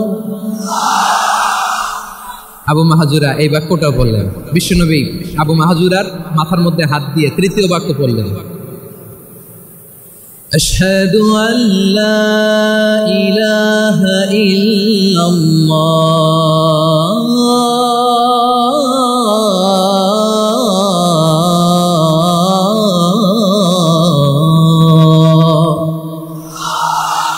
আবু মাহজুরা তৃতীয় বাক্য পড়লেন। বিশ্বনবী একটা বাক্য পরে আবু মাহজুরা পরে, বিশ্বনবী পরে আবু মাহজুরা পরে। আবু মাহজুরা কিন্তু অমুসলিম, মুশরিক। আবু মাহজুরা বলে, এক একটা বাক্য পড়ি আমার কলিজাটা গলে ঠান্ডা হয়ে যায়। এতদিন মোহাম্মদকে গালি দিতাম, এখন মোহাম্মদ আমার মাথায় যখন হাত রাখছে আমার সারা শরীর ঠান্ডা হয়ে গেছে। বিশ্বনবী আজান শিখাচ্ছেন, একটা একটা বাক্য পড়ে আবু মাহজুরাও পড়ে, বিশ্বনবী পড়ে, আবু মাহজুরাও পড়ে। পুরো বাক্যগুলো যখন শেষ, আজান শেষ, আবু মাহজুরাও যখন পুরো আজান করলেন, আবু মাহজুরা বললেন, এতদিন মোহাম্মদের চেহারা দেখলে আমার ঘৃণা লাগতো, আজ থেকে মোহাম্মদের চেহারার চেয়ে প্রিয় চেহারা আমার কাছে নাই। আবু মাহজুরা বললেন, ও মুহাম্মদ, আজানের বাক্য তো আপনি আমারে শেখালেন, এখানেই শেষ করবেন না, আপনি আমারে পড়ায় দেন, লা ইলাহা ইল্লাল্লাহু মুহাম্মাদুর রাসূলুল্লাহ সাল্লাল্লাহু আলাইহি ওয়াসাল্লাম। বিশ্বনবীর সাথে দাঁড়িয়ে উনি শাহাদা পড়ে মুসলমান হয়ে গেলেন। এবার আবু মাহজুরা বলে, ইয়া রাসূলুল্লাহ, ইয়া হাবিবাল্লাহ, আমি মুমিন হয়েছি, মুসলমান হয়েছি। আপনার কাছ থেকে আজান শিখার সৌভাগ্য আমি লাভ করেছিলেন নবী। আমার কণ্ঠের বড় তারিফ করেছেন আপনি, আমার আজানকে আপনি পছন্দ করেছেন। একটা জিনিস আপনার কাছে চাই, আপনি আমাকে মক্কার মসজিদুল হারামের মুয়াজ্জিন হিসেবে অ্যাপয়েন্ট করে দে। বিষ্ণু ইসলাম বললেন, যাও আবু মাহজুরা, আমি তোমাকে পৃথিবীর শ্রেষ্ঠতম মসজিদ মক্কার মসজিদুল হারামের মুয়াজ্জিন হিসেবে অ্যাপয়েন্ট করে দিলেন। দেখছেন কিভাবে ট্যালেন্ট হান্টিং করতে হয়, কিভাবে হিউম্যান রিসোর্স মানব সম্পদকে ব্যবহার করতে হয়। আসছিল আজানকে ভেঙাইতে, আসছিল কেন? আজানকে ব্যঙ্গ করার জন্য, বিকৃত করার জন্য। আজানকে বিকৃত করতে যে ইসলামের সবচেয়ে শ্রেষ্ঠ মসজিদের মুয়াজ্জিন হয়ে গেল। বলেন সুবহানাল্লাহ। হযরত আবু মাহজুরা রাদিয়াল্লাহু তাআলা আনহু ওনার এই সুললিত কণ্ঠ ব্যবহার করে মসজিদুল হারামে এত সুন্দর করে আল্লাহু আকবার বলে আজান দিতেন। মানুষগুলোর, মুসল্লিগুলোর, মক্কাবাসীর হৃদয়কে তিনি বিগলিত করে দিতেন। মানুষের হৃদয়কে ঠান্ডা হয়ে যেত। শুধু এখানেই শেষ না আমার যশোরের ভাইয়েরা। বিশ্বনবী যখন সাইয়েদনা আবু মাহজুরা রাদিয়াল্লাহু তাআলা আনহুকে আজান শিখাচ্ছিলেন, বলেন তো বিশ্বনবীর হাতটা কোথায় ছিল? আবু মাহজুরার মাথার সামনে, এই চুলের উপরে ছিল। আবু মাহজুরা ওই স্মৃতিটাকে ধারণ করবার জন্য, ওই স্মৃতিকে বহন করার জন্য বিশ্বনবীর মোবারক হাত আবু মাহজুরার কপালের চুলের যেই জায়গায় লেগেছে, মৃত্যুর আগের দিন পর্যন্ত আবু মাহজুরা মাথার ওই চুলে কোনোদিন ছুরি আর কামার লাগায় না, সেখানে কেচি লাগায় নাই, চুলের মধ্যে খুর লাগায় নাই। আবু মাহজুরা ডান দিকের চুল কাটতো, বাম দিকের চুল কাটতো, পেছনের চুল কাটতো, সামনের চুল কাটতো না। আবু মাহজুরা রাদিয়াল্লাহু তাআলা আনহুর সামনের চুলগুলো বড় হতে হতে যখন এত বড় হয়ে যায়, তিনি চুলগুলো পেঁচিয়ে মাথার মধ্যে রাখতেন। তারপরে তিনি পাগড়ি পরতেন। সবাই জিজ্ঞেস করতো, আবু মাহজুরা এটা আবার কেমন স্টাইল? দেখতে তোমার কি বিদ্ঘুটে লাগে? কেমন অড লাগে? কেমন খারাপ দেখা যায়? মক্কায় এমন কোন মানুষ তো দেখি নাই, ডানে চুল কাটে, বায়ে চুল কাটে, পেছনে চুল কাটে, সামনে কাটে না। ওরে আবু মাহজুরা কেমন দেখা যায় তোমারে? তুমি সামনের চুল কাটো না কেন? আবু মাহজুরা বলে, আমি হাঁটু গেড়ে পেয়ারা নবীর সামনে বসেছিলাম, আমার এই মাথার চুলের মধ্যে মুবারক হাত লাগিয়ে বিশ্বনবী নিজে আমাকে আজানের প্রতিটা বাক্য শিক্ষা দিয়েছেন। বিশ্বনবীর মুবারক হাত, পবিত্র হাত আমার মাথার চুলের যেই জায়গায় লেগেছে, আমি চাই ওই চুলগুলা নিয়ে আমি আমার কবরের ভিতরে যাব। সাইয়েদনা আবু মাহজুরা রাদিয়াল্লাহু তাআলা আনহু ইন্তেকালের আগের পর্যন্ত মাথার সামনের চুলগুলা কাটে নাই। মাথার সামনের চুল তিনি কাটেন নাই। সুবহানাল্লাহ বিহামদি। কেমন ভালোবাসতেন বিশ্বনবী সাহাবীদেরকে, সাহাবারা কেমন ভালোবাসতেন বিশ্বনবীকে। সামনের চুলগুলো বড় হতে হতে এত বড় ছিল, পেঁচিয়ে রেখে পাগড়ি পরতেন, কাটতেন না। নবীর হাত লেগেছিল। সুবহানাল্লাহ পড়ে। তাহলে what is the lesson? Moral of the story কি? মোরাল অফ দ্য স্টোরি হচ্ছে, আসছিল আজানকে ব্যঙ্গ করার জন্য, বিকৃত করার জন্য, হয়ে গেল মসজিদুল হারামের মুয়াজ্জিন। দেখেন বিশ্বনবী একটা খারাপ সিচুয়েশনের মধ্যে থেকে কি ভালো জিনিস বের করে আনলেন। আমি যে শুরুতে বলেছি কিভাবে তিনি হিউম্যান রিসোর্সকে ডেভেলপ করেছেন, ম্যানেজ করেছেন। তিনি যে চৌকুশ ট্যালেন্ট হান্টার ছিল, দেখেন সবার মধ্যে থেকে এর বাছাই করে মুয়াজ্জিন বানাই দিয়েছেন। সুবহানাল্লাহ পড়েন। তার মানে এই না সবাইরে ধরে ধরে উনি মুয়াজ্জিন বানাইছেন। যার যেই ট্যালেন্ট আছে তাকে ওই কাজে অ্যাসাইন করেছেন। যার যেই প্রতিভা আছে তার প্রতিভাকে ইসলামের কাজে লাগিয়েছেন। সুবহানাল্লাহ পড়েন। যায়েদ বিন সাবিত রাদিয়াল্লাহু তাআলা নাম শুনেছেন?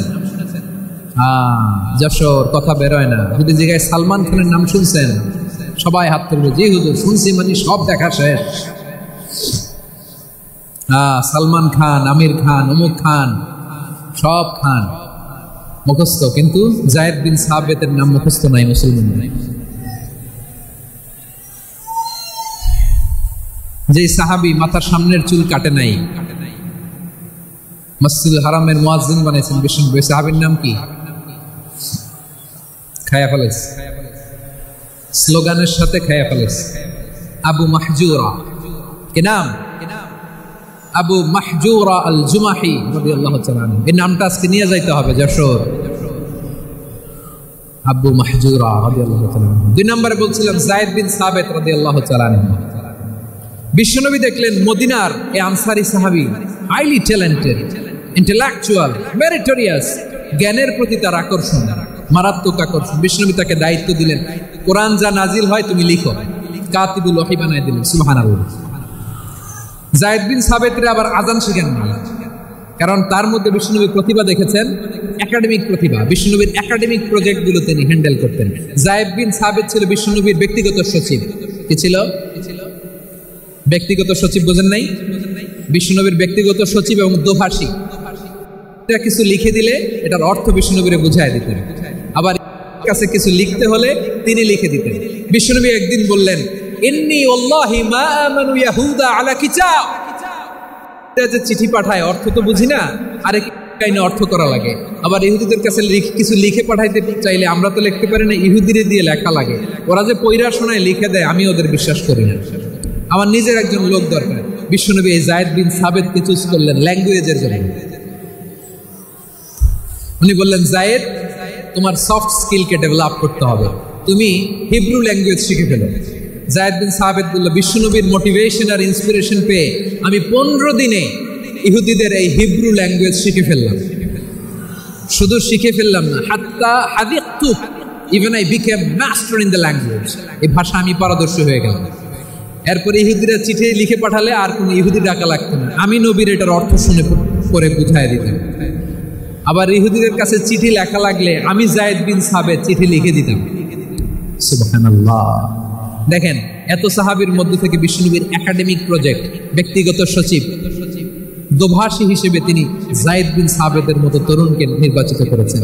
কেমন ট্যালেন্ট হান্টার ছিল আমার নবী। সুবহানাল্লাহ পড়বেন না? বিশ্বনবীর চিটালের পরে সাইয়েদনা আবু বকর রাদিয়াল্লাহু তাআলা আনহু যখন খলিফা হয়ে আসলেন, কোরআনকে সংকলনের দায়িত্ব দেয়া লাগবে, কোন সাহাবীকে দিবেন? সব সাহাবারা মিলে পরামর্শ করলেন। সাইয়েদনা আবু বকর, ওমর সবাই মিলে এই বিশাল কোরআন সংকলনের গুরু দায়িত্ব বিশ্বনবীর ব্যক্তিগত সচিব, বিশ্বনবীর দুভাষী, বিশ্বনবীর সিলেক্ট করাইল যায়েদ ইবনে সাবিত রাদিয়াল্লাহু তাআলা আনহুকে দিয়েছে। কোরআনের কপি তো আজকে এখানে রাখে নাই। এই যে আজকের যে কোরআন পড়েন, এটা আগে এরকম ছিল না। কোরআন নাজিল হলে সাহাবারা চামড়ার, ওটের চামড়ায় লিখে ফেলতো, ওটের চ্যাপ্টা হাড্ডির মধ্যে লিখে ফেলতো, গাছের গুড়ির মধ্যে লিখে ফেলতো, বিভিন্ন জনের কাছে ছড়ানো ছিটানো ছিল। আবু বকর রাদিয়াল্লাহু তাআলা আনহু একসাথে করলেন, পরবর্তীতে উসমান রাদিয়াল্লাহু তাআলা আনহু একসাথে করলেন। 114 সূরার এখন এই মুসহাফ, এই কম্পাইলেশন, এই কপি আমরা পেয়েছি, যার হিউজ কন্ট্রিবিউশন ছিল। এই পুরো কোরআন কম্পাইলেশনের প্রজেক্ট ম্যানেজার ছিল যায়েদ বিন সাবিত রাদিয়াল্লাহু তাআলা। কোরআন কম্পাইলেশনের প্রজেক্ট ম্যানেজার। দেখেন, উনারে মাথায় হাত দিয়ে আজান শিখায় নাই। সুবহানাল্লাহ কইবেন না? তাহলে প্রথম সাহাবী আবু মাহজুরাকে মুয়াজ্জিন বানাইলেন, যায়েদ বিন সাবিতকে ব্যক্তিগত সচিব আর দোভাষী বানালেন, মুসআব ইবনে উমাইর রাদিয়াল্লাহু তাআলা আনহুকে ইসলামের প্রথম অ্যাম্বাসেডর বানালেন। তাহলে তৃতীয় নাম্বার একজন সাহাবীর নাম বলছি, মুসআব ইবনে উমাইর। মুসআব কি নাম? নামটা কেমন লাগে?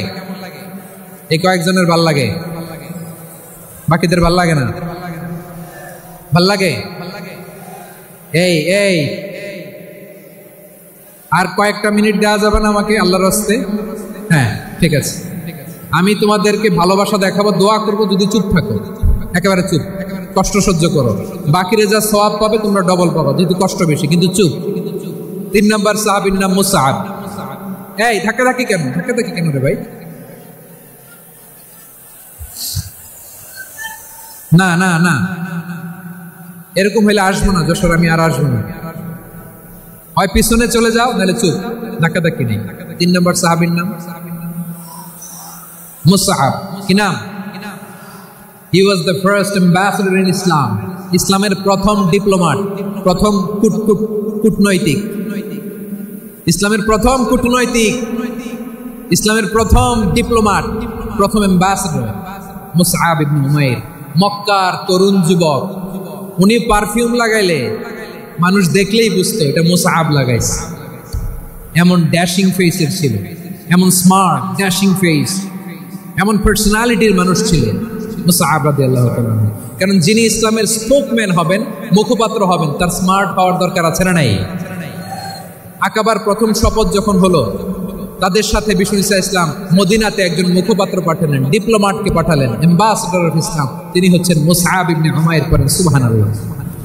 বিশ্বনবী দেখলেন সে অনেক স্মার্ট, তার ডেডিকেশন আছে, সিনসিয়ারিটি আছে, এবং মদিনায় যে আউস খাজরাজ গোত্রের নেতাদের সাথে ডিল করতে হবে, ইহুদিদের সাথে ডিল করতে হবে, ওখানে একজন পাক্কা জানু খেলোয়াড়ের দরকার আছে না নাই?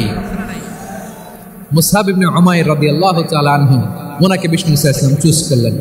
এবং বিষ্ণু ঈসা ইসলামের এই চুজিংটা, এই সিলেকশনটা এত সুন্দর ছিল, তিনি মদিনাতে যে বিশ্বনবী আসার আগেই মদিনার জমিনকে তিনি উর্বর করে ফেলছেন।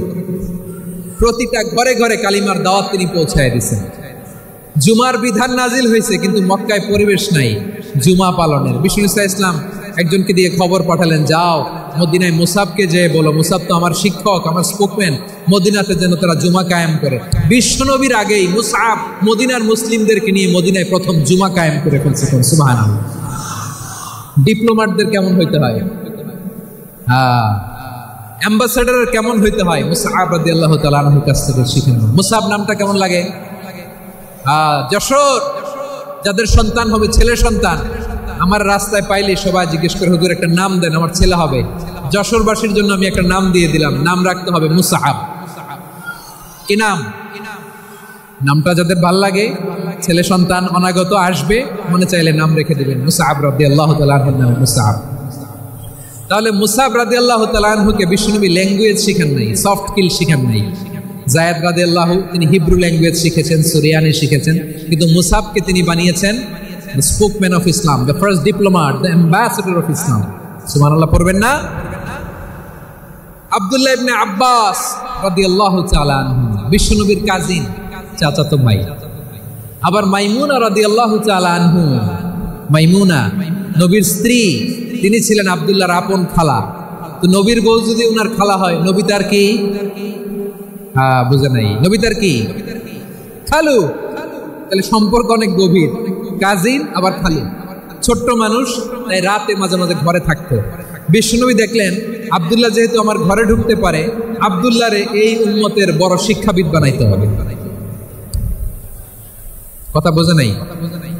আব্দুল্লাহকে কি বানাইতে হবে? শিক্ষাবিদ, এডুকেটর অফ দিস উম্মাহ, এই উম্মার শিক্ষাবিদ বানাইতে হবে। তাই আব্দুল্লাহ ইবনে আব্বাসকে বিশ্বনবী হাতে কলমে শিক্ষা দিয়েছেন। আহারে, আর এরপরে যে কি ভাষা আসবে তোমাদের জন্য আমার মুখ থেকে আমি নিজেও জানি না। 1 ঘন্টা যাবো ধাক্কা ধাক্কি মারামারি। তো আসতে বলছে কি তোমাকে? পেছনে চলে যাও, জায়গা না পেলে। পুরো প্রোগ্রামটাই নষ্ট করে দেবে।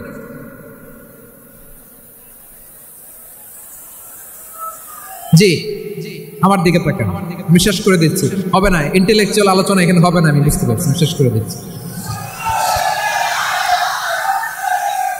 আব্দুল্লাহ ইবনে আব্বাস রাদিয়াল্লাহু তাআলা আনহু, মনোযোগ দিয়ে কয়েকটা মিনিট শুনুন, আমি এখনই শেষ করে দিচ্ছি, এরপর আওয়াজ করবো। এই যে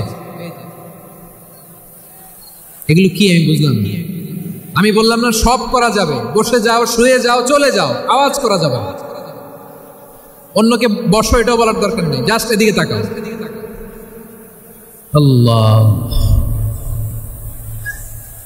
আব্দুল্লাহ ইবনে আব্বাস রাদিয়াল্লাহু তাআলা আনহু, ওনাকে বিশ্বনবী হাতে কলমে শিক্ষা দিয়েছেন, যেহেতু উম্মতের শিক্ষাবিদ হবেন, এডুকেটর হবেন। তো বিশ্বনবী রাতে যখন তাহাজ্জুদ পড়তেন, ছোট্ট আব্দুল্লাহ ঘরে থাকতো, বুঝতে পেরেছেন? ছোট্ট মানুষ তো ঘরে থাকতো। তো বিশ্বনবী তাহাজ্জুদের জন্য একবার দাঁড়িয়েছেন, ছোট্ট আব্দুল্লাহ ওযু করে দাঁড়াইছে। আচ্ছা বলেন তো, ইমাম আর মুসল্লি মোট যদি 2 জন হয়, একজন ইমাম একজন মুসল্লি, তো মুসল্লি ইমামের কোন দিকে দাঁড়াবে? ডানে দাঁড়াবে। ছোট্ট আব্দুল্লাহ বোঝে নাই, বিশ্বনবী তাহাজ্জুদ শুরু করেছেন, উনি একতেদা করছেন আর দাঁড়াইছেন বায়ে। কোথায় দাঁড়িয়েছেন? আব্দুল্লাহ বলেন, যখন আমি বায়ে দাঁড়ালাম, আখাযা রাসূলুল্লাহ সাল্লাল্লাহু আলাইহি ওয়াসাল্লাম উযুনি আল ইউমনা ইয়াফতিলুহা, বিশ্বনবী নামাজরত অবস্থায় আমার কান ধরে টেনে আমার ডান দিকে দাঁড় করায় দিলেন। সুবহানাল্লাহ। দেখেন হাতে কলমে শিক্ষা। আর জীবনে ভুলাবে? কথা কয় না, আর ভুলাবে? আর ভুল হবে না। এভাবে বিশ্বনবীর অনেক সঙ্গ পেয়েছেন, সফর করেছেন, একই বাহনে বসেছেন, এক বাহনে বসে লম্বা নসিহত করেছেন, বলেছেন ইয়া গোলাম ইহফাদিল্লাহ ইয়াহফাজকা ইহফাদিল্লাহ তাজিদহু তুজাহাক ইদা সাআলতা ফাসআলিল্লাহ ওয়া ইদা ইসতাআনতা ফাসতাইন বিল্লাহ। আল্লাহর বিধান মানো, আল্লাহর বিধান রক্ষা করো, আল্লাহ তোমায় রক্ষা করবে। আব্দুল্লাহ, চাইতে হলে আল্লাহর কাছে চাও, সাহায্য চাইতে হলে আল্লাহর কাছে সাহায্য চাও। মনে রাখো, গোটা বিশ্বের সবাই যদি তোমার সাহায্য করতে চায় ততটুকুই করতে পারবে যতটুকু আল্লাহ তোমার নসিবে রেখেছে। গোটা বিশ্ব যদি তোমার বিরুদ্ধে ষড়যন্ত্রে দাঁড়িয়ে যায়, ক্ষতি ততটুকু করতে পারবে যতটুকু তোমার জন্য বরাদ্দ আছে, এর বাইরে কিছু করতে পারবে না। আওয়াজ করে বলেন ঠিক কিনা? এভাবে হাতে কলমে শিখিয়েছেন, বিশ্বনবীর সঙ্গ পেয়েছেন। উনাকে বিষ্ণু ইসলাম শিক্ষাবিদ, এডুকেটেড অফ দিস উম্মাহ হিসেবে সিলেক্ট করেছেন, হাতে কলমে শিখিয়েছেন। বিশ্বনবী একবার প্রকৃতির ডাকে সাড়া দিয়ে এসেছেন। এখন কি করতে হবে? নামাজের জন্য ওযু করতে হবে। বিশ্বনবী এসেই দেখেন ওযুর বদনায় পানি ভরা, খুশি হয়ে গেলেন, বললেন কে রেখেছে পানি? একজন বলল আব্দুল্লাহ রেখেছে। বিশ্বনবী অত্যন্ত খুশি হলেন, খুশি হয়ে একটা দোয়া করলেন, বললেন আল্লাহুম্মা ফাক্কিহু ফিদ্দীন ওয়া আল্লিমহু তা'ওয়ীল। আল্লাহ, তুমি আব্দুল্লাহকে দ্বীনের বুঝ দিও আর কোরআনের তাফসীর শিক্ষা দিও। বিশ্বনবীর এই দোয়া এমন লাগছে, উনি রাইসুল মুফাসসিরিন, এই পৃথিবীতে যত মুফাসসির ছিল, যত মুফাসসির আসবে, সকল মুফাসসিরের সম্রাট হিসেবে স্বীকৃত হয়েছেন। আব্দুল্লাহ ইবনে আব্বাস, বিশ্বনবী ওনারা আজান শিখান নাই, বিশ্বনবী ওনারা ল্যাঙ্গুয়েজ শিখান নাই, বিশ্বনবী ওনারা অ্যাম্বাসেডর বানান নাই, হাতে কলমে শিক্ষা দিয়েছেন। ছোট্ট মানুষ, বিশ্বনবী ইন্তেকাল করলেন, আবু বকরের সময় গেল, উমরে ফারুকের খেলাফত, তখনও তিনি তরুণ। উমরে ফারুক রাদিয়াল্লাহু তাআলা আনহু ওনার ক্যাবিনেট মিনিস্ট্রির বৈঠকে এই আব্দুল্লাহ ইবনে আব্বাসকে পাশ দিয়ে বসায় রাখতেন। বয়স্ক সাহাবারা এটা পছন্দ করতেন না। তারা বলতো ঘটনা কি, আব্দুল্লাহর মতো ছেলে নাতি আমাদের আছে, এরা কেন রাখে উমরে ফারুক? উমরে ফারুক এটা টের পেলেন, তিনি বুঝতে পারলেন যে ক্যাবিনেট মেম্বাররা এটা পছন্দ করে না, ছোট্ট আব্দুল্লাহরা কেন রাখি, কেন যে রাখি এটা একদিন বুঝাবে। একদিন মিটিংয়ে তিনি সবাইকে বললেন ইদা জাআ নাসরুল্লাহি ওয়াল ফাতহ। এই আয়াত দ্বারা উদ্দেশ্য কি বলেন তো মুরব্বী সাহাবীরা? এক সাহাবী বলেন এই সূরা দ্বারা উদ্দেশ্য, আল্লাহ বলেছেন আমাদেরকে বিভিন্ন ল্যান্ড, বিভিন্ন এলাকা বিজয় করতে হবে। উমরে ফারুক বললেন না, হয়নি। আরেকজন বললেন বিজয় হওয়ার পর আমাদের বেশি বেশি আল্লাহর বরত্বের ঘোষণা দিতে হবে, এটা উদ্দেশ্য। উমরে ফারুক বললেন না, হয় নাই। যারে জিজ্ঞেস করেন কেউ পারে না। সব শেষে বিশ্বনবী ছোট্ট আব্দুল্লাহরে বলেন আব্দুল্লাহ ইদা জাআ নাসরুল্লাহি ওয়াল ফাতহ, এর দ্বারা উদ্দেশ্য কি বলো তো? ছোট্ট আব্দুল্লাহ বলেন হুয়া আজালু রাসূলিল্লাহ। এই আয়াত দ্বারা বিশ্বনবীর বিদায়কে উদ্দেশ্য নেওয়া হয়েছে। উমরে ফারুক বললেন হাযা হুয়া, এটাই তো সঠিক উত্তর, এটাই সঠিক তাফসীর এই আয়াতের। কারণ ইদা জাআ নাসরুল্লাহি ওয়াল ফাতহ, যখন আল্লাহর সাহায্য আর বিজয় আসবে, ওয়া রাআইতান নাসা ইয়াদখুলুনা ফি দীনিল্লাহি আফওয়াজা, আপনি দেখবেন দলে দলে ঢলে ঢলে বানের পানির মতো মানুষ ইসলামের দিকে ঢুকতেছে, ইসলামের বিজয় হয়েছে। তো ইসলামের বিজয়ের মিশন নিয়ে নবী আসছে, বিজয়ী যখন হয়ে গেছে এখন তো নবীর বিদায় হবে। জোরে বলেন ঠিক কিনা? কোন সাহাবী এই সূক্ষ্ম কথাটা ধরতে পারে নাই, ওই আব্দুল্লাহ ছাড়া। আব্দুল্লাহ যখন উত্তর দিছে সব সাহাবীদের টনক নড়েছে। এরপর থেকে কোনো ক্যাবিনেট মিটিং এ আর কোনো সাহাবারা কোনো প্রশ্ন করে নাই, আওয়াজ করে পড়েন সুবহানাল্লাহ। বিশ্বনবী আব্দুল্লাহ ইবনে আব্বাসকে এডুকেটর অফ দ্য উম্মাহ, উম্মার শিক্ষাবিদ হিসেবে গ্রহণ করেছেন। আওয়াজ করে পড়তে হবে আল্লাহু আকবার। সাহাবীদের নামগুলো মনে থাকবে? এক নম্বরে আবু মাহজুরা, মুয়াজ্জিন বানাইছেন। যায়েদ ইবনে সাবিত, দোভাষী, ট্রান্সলেটর অফ প্রফেট, এবং তিনি ছিলেন বিশ্বনবীর ব্যক্তিগত সচিব। মুসআব ইবনে Umair, the first ambassador and diplomat of Islam. Abdullah ইবনে আব্বাস, এই উম্মার সবচেয়ে বড় এডুকেটর, শিক্ষাবিদ। আরেকজন ছিল আব্দুল্লাহ ইবনে মাসউদ রাদিয়াল্লাহু তাআলা। দুই আব্দুল্লাহ, আব্বাস গেল, আরেকজন হচ্ছে মাসউদ। মক্কার তরুণ, ছাগল পালতো মুশরিকের। বিশ্বনবী আর আবু বকর রাদিয়াল্লাহু তাআলা আনহু একবার গেলেন, যে দেখে এই তরুণ দাঁড়ায় আছে। বিশ্বনবী বলেন আমি খুব ক্ষুধার্ত, তোমার কাছে কি দুধ আছে ছাগলের? আব্দুল্লাহ ইবনে মাসউদ আব্দুল্লাহ সে ওয়ালাকিন আনা মু'তামান, যে দুধ আছে এটা আমানতের, আমি দিতে পারবো না। বিশ্বনবী এইটা শুনেই তার টার্গেট করে ফেলছে। আনা মু'তামান, দুধ আছে কিন্তু এটা আমার মালিকের, আমি তো দরদ দেখায় আমার মালিকের দুধ আপনি পথিক, আপনারা দিতে পারি না। বিশ্বনবী টার্গেট করে ফেলছেন, এরে আমার কাজে লাগাইতে হবে। বিষ্ণু বললেন আচ্ছা ঠিক আছে দুধ দিও না, কিন্তু এমন ছাগি আছে কিনা যেই ছাগির সাথে কোনো ছাগলের মিলন হয় নাই, তার ওলানে দুধও আসে নাই, বাচ্চাও নাই, এরকম ছাগির থেকে যদি আমি দুধ খাই তাহলে তো সমস্যা নেই। বলতেছে এরকম ছাগির থেকে দুধ খেলে সমস্যা নাই, কারণ এরকম ছাগির ওলান থেকে দুধ আসবেও না। বলতেছে ঠিক আছে এরকম একটা ছাগি নিয়ে আসা হলো। বিশ্বনবী বিসমিল্লাহ বলে ওই ছাগির ওলানে হাত দিলেন। হাত দিতে দেরি, পুরো ওলানটা দুধে ভরে যেতে দেরি হয় না। বিশ্বনবী আর আবু বকর রাদিয়াল্লাহু তাআলা আনহু দহন করে পেট ভরে খেলেন। এই দৃশ্য আব্দুল্লাহ ইবনে মাসউদের হৃদয়ে দাগ কাটলো। এই মুআজিজা দেখে তিনি বললেন আশহাদু আল্লা ইলাহা ইল্লাল্লাহ ওয়া আশহাদু আন্না মুহাম্মাদুর রাসূলুল্লাহ। তিনি ষষ্ঠ মুসলিম ছিলেন, 6 নম্বর মুসলমান। ওনাকে টার্গেট করে বিশ্বনবী দেখলেন এমন ইন্টেলেকচুয়াল ব্রেন, উনি সূক্ষ্ম সূক্ষ্ম জিনিস বুঝে বেশি, ফিকহি জ্ঞান ওনার মধ্যে বেশি। বিশ্বনবী ওনাকে কোরআনের জ্ঞান শিক্ষা দিতে লাগলেন। উনি বিশ্বনবী সবার কাছে কোরআন শোনায়, কিন্তু বিশ্বনবী নিজে আব্দুল্লাহ ইবনে মাসউদের কাছ থেকে কোরআন শুনতেন। বিশ্বনবী একবার বললেন ইকরা আলাইয়া ইয়া মাসউদ। ইবনে মাসউদ একবার শোনাও তো কোরআন দেখি। আব্দুল্লাহ ইবনে মাসউদ বলে আকরাউ আলাইকা ওয়া আলাইকা উনজিল। নবী আপনার উপর কোরআন নাজিল হয় আর আমি আপনার সামনে কোরআন পড়ব। বিশ্বনবী বললেন ইন্নী উহিব্বু আন আসমাআহু মিন গায়রি। আমি নিজে পড়তে যেমনি ভালোবাসি, অন্যে পড়ুক আমি শুনবো, এটাও আমি ভালোবাসি। সূরা নিসা তিনি তেলাওয়াত করে শুনিয়েছেন। এমন সূক্ষ্ম বিষয় বিশ্বনবী ওনাকে ধরিয়ে দিয়েছেন। উনি হয়ে গিয়েছেন আব্দুল্লাহ ইবনে আব্বাস, হয়েছেন রাইসুল মুফাসসিরিন, উনি হয়ে গিয়েছেন ফাকিহুল উম্মাহ।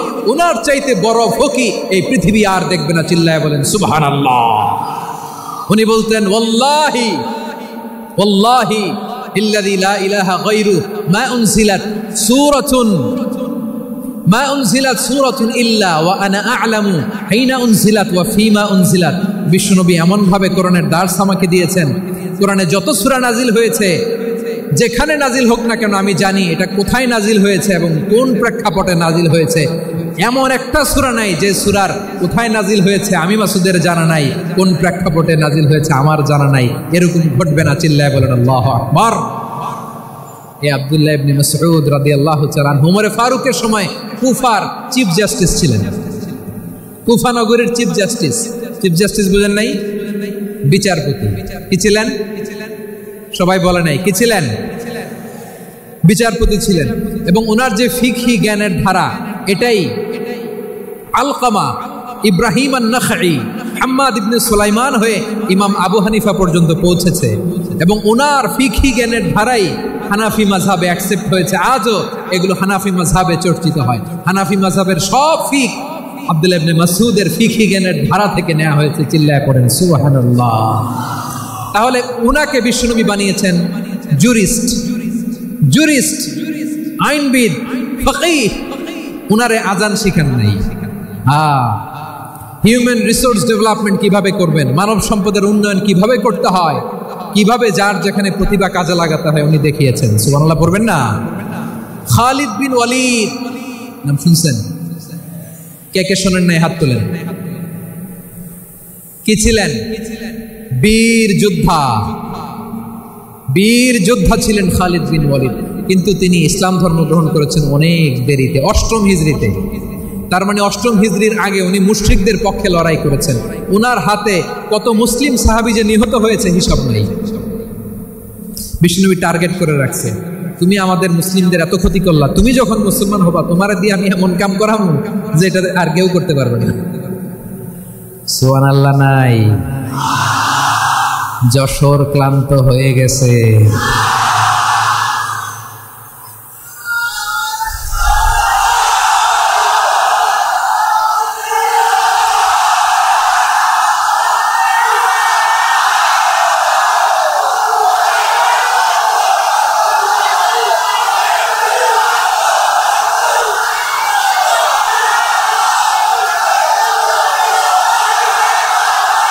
মাশাআল্লাহ।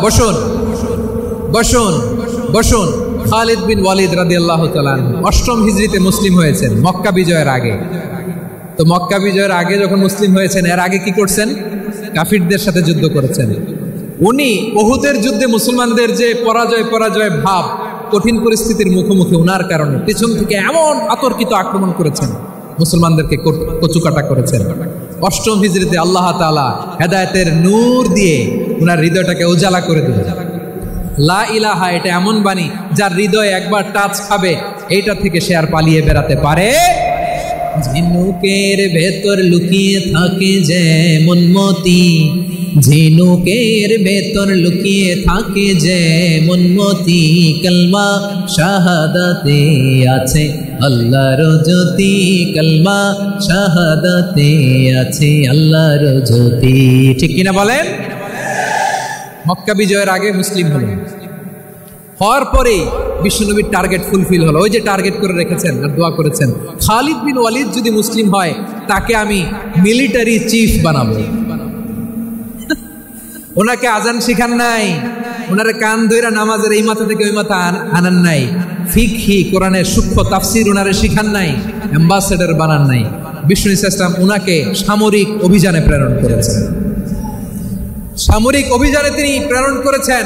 উনার জীবদ্দশায় উনার নেতৃত্বে যতগুলো যুদ্ধ হয়েছে, একটা যুদ্ধেও তিনি পরাজয় বরণ করেন না। ওমরে ফারুকের সময়কালে তিনি চিফ অফ মুসলিম মিলিটারি মানে মুসলিম সেনাপতি হয়েছেন। যশোর আওয়াজ করো, ঠিক কিনা বলো? সেনাপতি, মুসলিম সেনাপতি। তাহলে কিভাবে হিউম্যান রিসোর্স ব্যবহার করতে হয় গোটা বিশ্ব আমার নবীর কাছ থেকে শিখে নাও। খালিদ বিন ওয়ালিদ, ওনাকে বিশ্বনবী একটা উপাধি দিয়েছেন।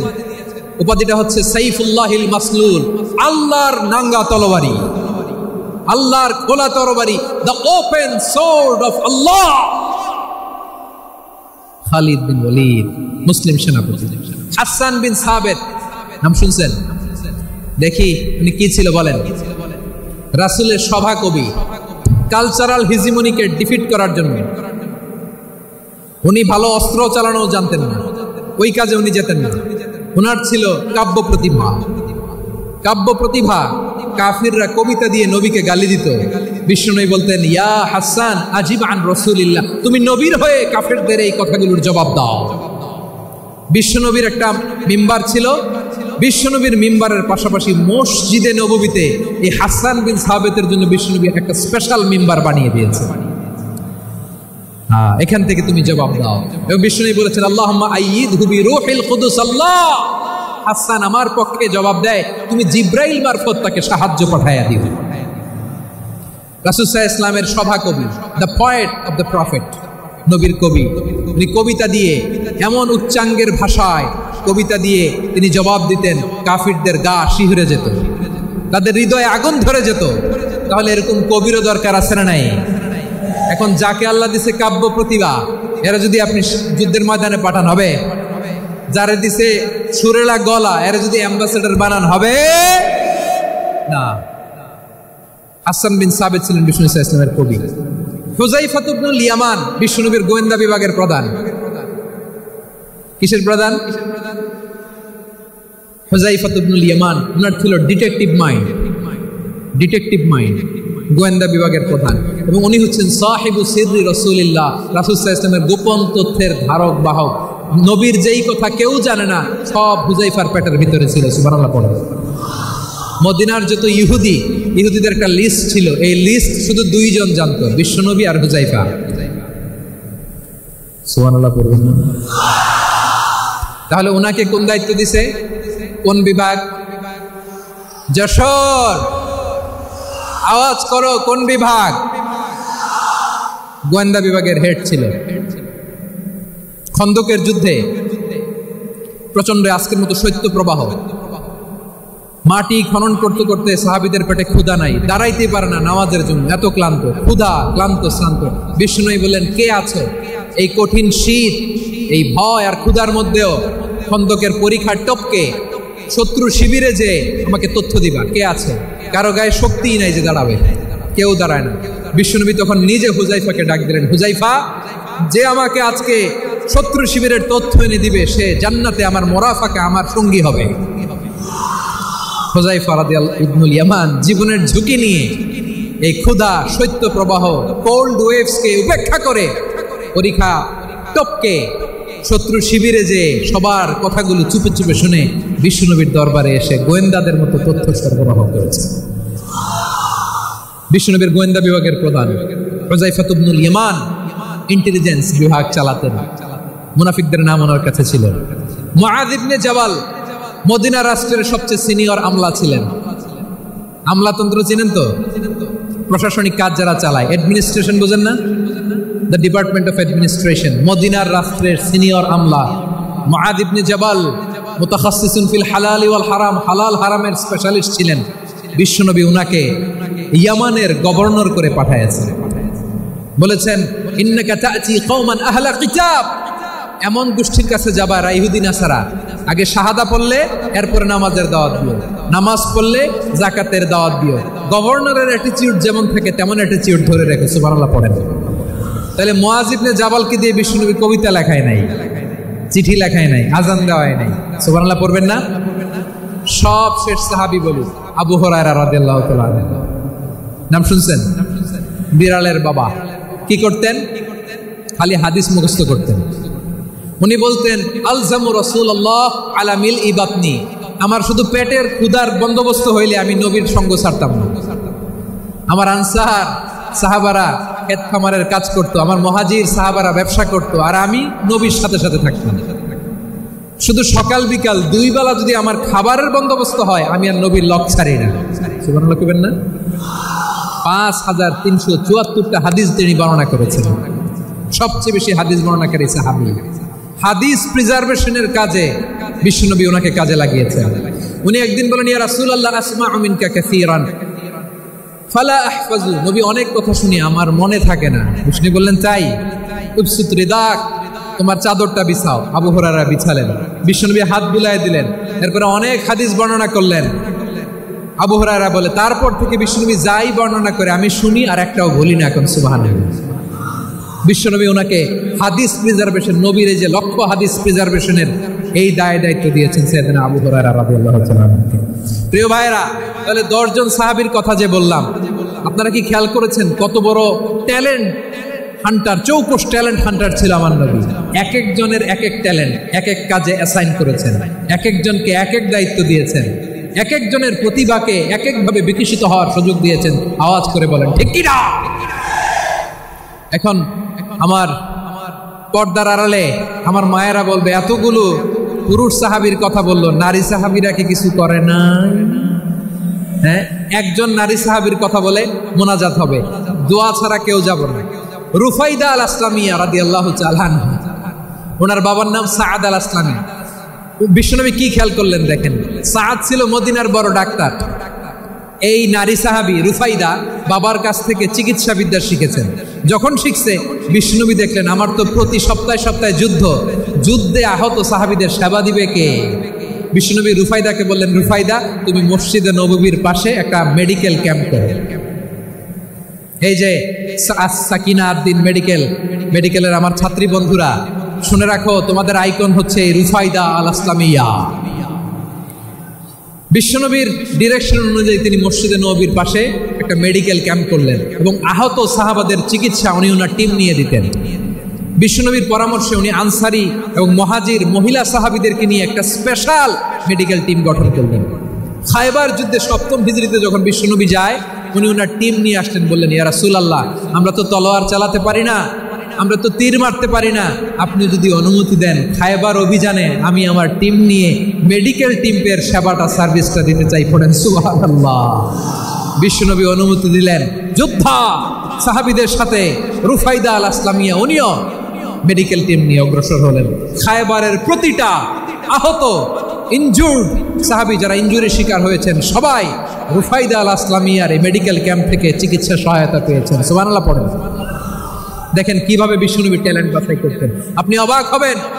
বাহরাইনের মেডিকেল ইউনিভার্সিটিতে রুফাইদা আল আসলামিয়া মেডিকেল প্রাইজ অ্যাওয়ার্ড প্রতি বছর দেওয়া হয়। যদি 8 দিনের মেডিকেল আমার বোনেরা যদি জেনে থাকো জানো, না হলে নতুন করে জানো, সার্চ দিও রুফাইদা আল আসলামিয়া মেডিকেল অ্যাওয়ার্ড বাহরাইনের ইউনিভার্সিটিতে দেওয়া হয়। প্রিয় ভাইয়েরা, তাহলে আলোচনার সামারি আমরা করি। বিশ্বনবী যার যেখানে ট্যালেন্ট তাকে ওইখানে কাজে লাগাতেন। আওয়াজ করে বলেন ঠিক কিনা? এবার একটা ইন্টারভিউ হবে, আওয়াজ করে বলেন আবু মাহজুরাকে বিশ্বনবী কি বানাইছেন? হ্যাঁ বলে গেছেন? সামনের চুলে হাত দিয়ে বিশ্বনবী কি সুন্দর গলায় আজান শিখালেন। মুয়াজ্জিন যায়েদ বিন সাবিতকে একাডেমিক প্রজেক্টের দায়িত্ব দিয়েছেন। তিনি ছিলেন বিশ্বনবীর দোভাষী ব্যক্তিগত সচিব। মুসআব ইবনে Umair, the first ambassador of Islam. Abdullah ইবনে আব্বাস, উম্মার বড় শিক্ষাবিদ মুফাসসির। আব্দুল্লাহ ইবনে মাসউদ, আব্দুল্লাহ ইবনে মাসউদ ছিলেন জুরিস্ট। কি ছিলেন? জুরিস্ট ছিলেন, এই উম্মার সবচেয়ে বড় জুরিস্ট। খালিদ বিন ওয়ালিদ, সেনাপ্রধান। হাসান বিন সাবিত, হাসান বিন সাবিত ছিলেন বিশ্বনবীর সভাকবি।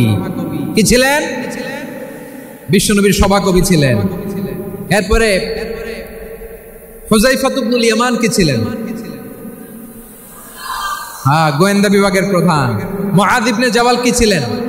সিনিয়র আমলা, ইয়ামানের গভর্নর। আবু হুরায়রা রাদিয়াল্লাহু তাআলা আনহু হাদিস প্রিজার্ভেশনের কাজ করেছেন। আর আমাদের রুফাইদা আল আসলামিয়া রাদিয়াল্লাহু তাআলা আনহা কি ছিলেন? নার্স ছিলেন। নার্স হয়ে মেডিকেল সেবা দিয়েছেন। প্রিয় ভাইয়েরা, পুরো আলোচনার যদি সামারি করি তাহলে বিশ্বনবী যেভাবে হিউম্যান রিসোর্সকে ম্যানেজ করেছেন, যার যেখানে প্রতিভা কাজে লাগিয়েছেন, আমরাও যদি করি আমাদের বাংলাদেশের চিত্র আমরা পাল্টে দিতে পারবো। আমরা শুরুতে শুনেছি মানুষের আছে অসীম সম্ভাবনা, প্রতিটা মানুষ অনন্য। যত্ন নিলে, যথাযথ পরিচর্যা করলে মানুষ বিশ্ব জয় করতে পারে, ঠিক কিনা? আমাদের হাফেজে কোরআনের সামনে দাঁড়াতে পারে এমন কোন হাফেজে কোরআন আল্লাহর জমিনে জন্ম হয় না। গোটা বিশ্ব কাঁপিয়ে তারা সেরা। আমাদের ক্রিকেটাররা সেরা, আমাদের তৈরি পোশাক শিল্প সেরা। এরকম অনেক অনেক সেরা জিনিস আছে, আমরা এগুলোরে নার্চারিং করতে পারি নাই, পরিচর্যা করতে পারি নাই, সঠিক তারবিয়াতের অভাব। তাহলে মানুষের অসীম সম্ভাবনাকে কাজে লাগাতে হবে, ঠিক কিনা বলেন? ইউনুস গভর্নমেন্টকে আমি বলবো, অল্প সময়ের জন্য আপনারা এসেছেন, সংস্কারও করতে হবে, আবার নির্বাচনও করতে হবে। সব সংস্কার হয়তো করতে পারবেন না, যতটুকু পারবেন এর মধ্যে আমাদের যে হিউজ ম্যান পাওয়ার, আমাদের যে মানব সম্পদ, হিউম্যান রিসোর্স, এটাকে ডেভেলপ করে আপনাদের যেতে হবে।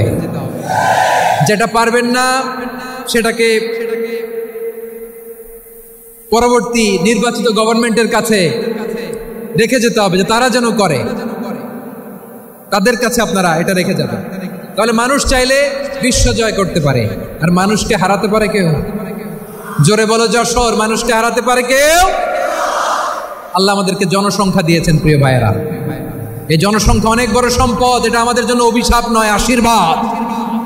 আমাদের জনসংখ্যাকে যদি আমরা জনশক্তিতে রূপান্তর করতে পারি, আজকে বাংলাদেশ যে অবস্থানে দাঁড়িয়ে আছে, বাংলাদেশ তার 20 গুণ উন্নতির শিখরে চলে যাবে। চিল্লায় বলো ঠিক কিনা?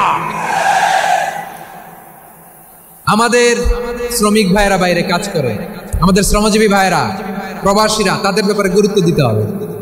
আমাদের শ্রমের দাম সবচেয়ে কম, সবচেয়ে কম। তারা এম্বাসিতে গুরুত্ব পায় না, এয়ারপোর্টে গুরুত্ব পায় না। এই সরকার অবশ্য তাদেরকে অনেক গুরুত্ব দিচ্ছে। আমাদের অদক্ষ শ্রমিককে যখন আমরা দুবাই পাঠাই অল্প বেতন পাই, কিন্তু ইন্ডিয়ানরা দক্ষ শ্রমিক পাঠাইলে তার 3 গুণ বেতন পায়। আমরা আমাদের শ্রমিকদেরকে অদক্ষভাবে আর পাঠাতে চাই না, দক্ষ শ্রমিক পাঠিয়ে আমরা রেমিটেন্সের বন্যা বইয়ে দেব। আমাদের শ্রমিকদের পাঠানো রেমিটেন্সের টাকায় সচল থেকে আমার দেশের অর্থনীতির চাকা। তাদেরকে সবচেয়ে গুরুত্ব দিতে হবে। আমরা পেয়েছি ফ্রিডম ফাইটার, মুক্তিযোদ্ধা, আর আমার প্রবাসী ভাইরা হচ্ছে রেমিটেন্স ফাইটার। জোরে বলো ঠিক কিনা? তাহলে আমাদের এই জনশক্তিকে জনসম্পদে ট্রান্সফর্ম করতে হবে, ঠিক কিনা বলেন? সরকার জনগণকে এইভাবে পলিশ করতে হবে। মা বাবারা ছেলে মেয়েদের মধ্যে কার কোন যোগ্যতা তাকে ওইভাবে কাজে লাগাতে হবে। সবার A+ পাওয়ার কোনো দরকার নেই। আমাদের দেশে একটা টেন্ডেন্সি আছে, পরীক্ষায় A+ না পাইলে তুই কি করলি, পাশের বাড়ির ছেলে A+ পাইছে, যা ওর পা ধোয়া পানি খা। কি খা? আমি ভাবছি যে পা ধোয়া, A+ পাওয়া ছেলেদের পা ধোয়া পানির একটা পানির ব্র্যান্ড বানাইতে হবে। এরকম লেখা থাকবে, A+ পাওয়া ছেলেদের পা ধোয়া পানি। খাওয়া নাই, এগুলার খাওয়া নাই। ওরে আল্লাহ A+ পাওয়ার জন্য বানাইছে, আর আপনার ছেলেকে এই A+ গুলারে নিয়ন্ত্রণ করার জন্য আল্লাহ বানাইছে। ওকে দিয়ে আল্লাহ কি করবে আপনি জানেনই না। একটা A+, একটা A গ্রেড একটা মানুষের জীবনকে ঠিক করে দিতে পারে না। আপনার ছেলেকে আল্লাহ অন্যদিকে যোগ্যতা দিয়েছে। ওদের মনোবল ভাঙবেন না, খবরদার, খবরদার। ছেলে মেয়েদের মনোবল ভাঙবেন না। যাকে দিয়ে যেটা হবে তাকে দিয়ে সেটা করতে হবে, তার প্রতিভাকে সেভাবে কাজে লাগাতে হবে। তাহলে বাংলাদেশ আমাদের এই জনসংখ্যা জনসম্পদে রূপান্তরিত হবে। আমাদের সরকারের তত্ত্বাবধানে আমাদের 18 কোটি জনগণ দক্ষ জনশক্তিতে রূপান্তরিত হোক, আমরা চাই কি চাই না? আমরা ভালো মানুষ, শ্রেষ্ঠ মানুষ হতে চাই কি চাই না? ওই জাপানিজদের মতো সৎ, ওই ইউরোপিয়ানদের মতো কালচার, আমাদেরকে আল্লাহ তাআলা কোরআন সুন্নাহ অনেক কিছু দিয়েছেন। যেহেতু বর্তমানে আমরা দেখছি তারা সৎ, তাদের মধ্যে ভ্যালিউ আছে, সেগুলো আমাদের মধ্যে আনার দরকার আছে না নাই? আর ইসলাম দিয়ে আমাদের জীবনকে সাজাতে হবে, ইসলাম দিয়ে আমার পরিবারকে সাজাতে হবে। ইসলাম থেকে, কোরআন থেকে প্রেসক্রিপশন না নিলে জীবন সুন্দর হবে না। কোরআন থেকে প্রেসক্রিপশন না নিলে সমাজ সুন্দর হবে না। কোরআনের প্রেসক্রিপশন না মানলে রাষ্ট্র সুন্দর হবে না। কোরআনের প্রেসক্রিপশন অ্যাপ্লাই না করলে শুধু দুর্নীতি দমন কমিশন দিয়ে দুর্নীতি বন্ধ করা যাবে না। এজন্য কোরআনের আইন আমরা চাই কি চাই না? প্রিয় ভাইয়েরা, হিউম্যান রিসোর্স ডেভেলপমেন্ট, মানব সম্পদের উন্নয়ন, আমাদের সরকার যেন এদিকে নজর দেয়। আমরা যেন এই ব্যাপারে যত্নবান হয়ে উঠি। যাকে আল্লাহ যে যোগ্যতা দিয়েছে, এই যোগ্যতা দিয়ে আমরা যেন ইসলামের জন্য, দেশের জন্য কাজ করি।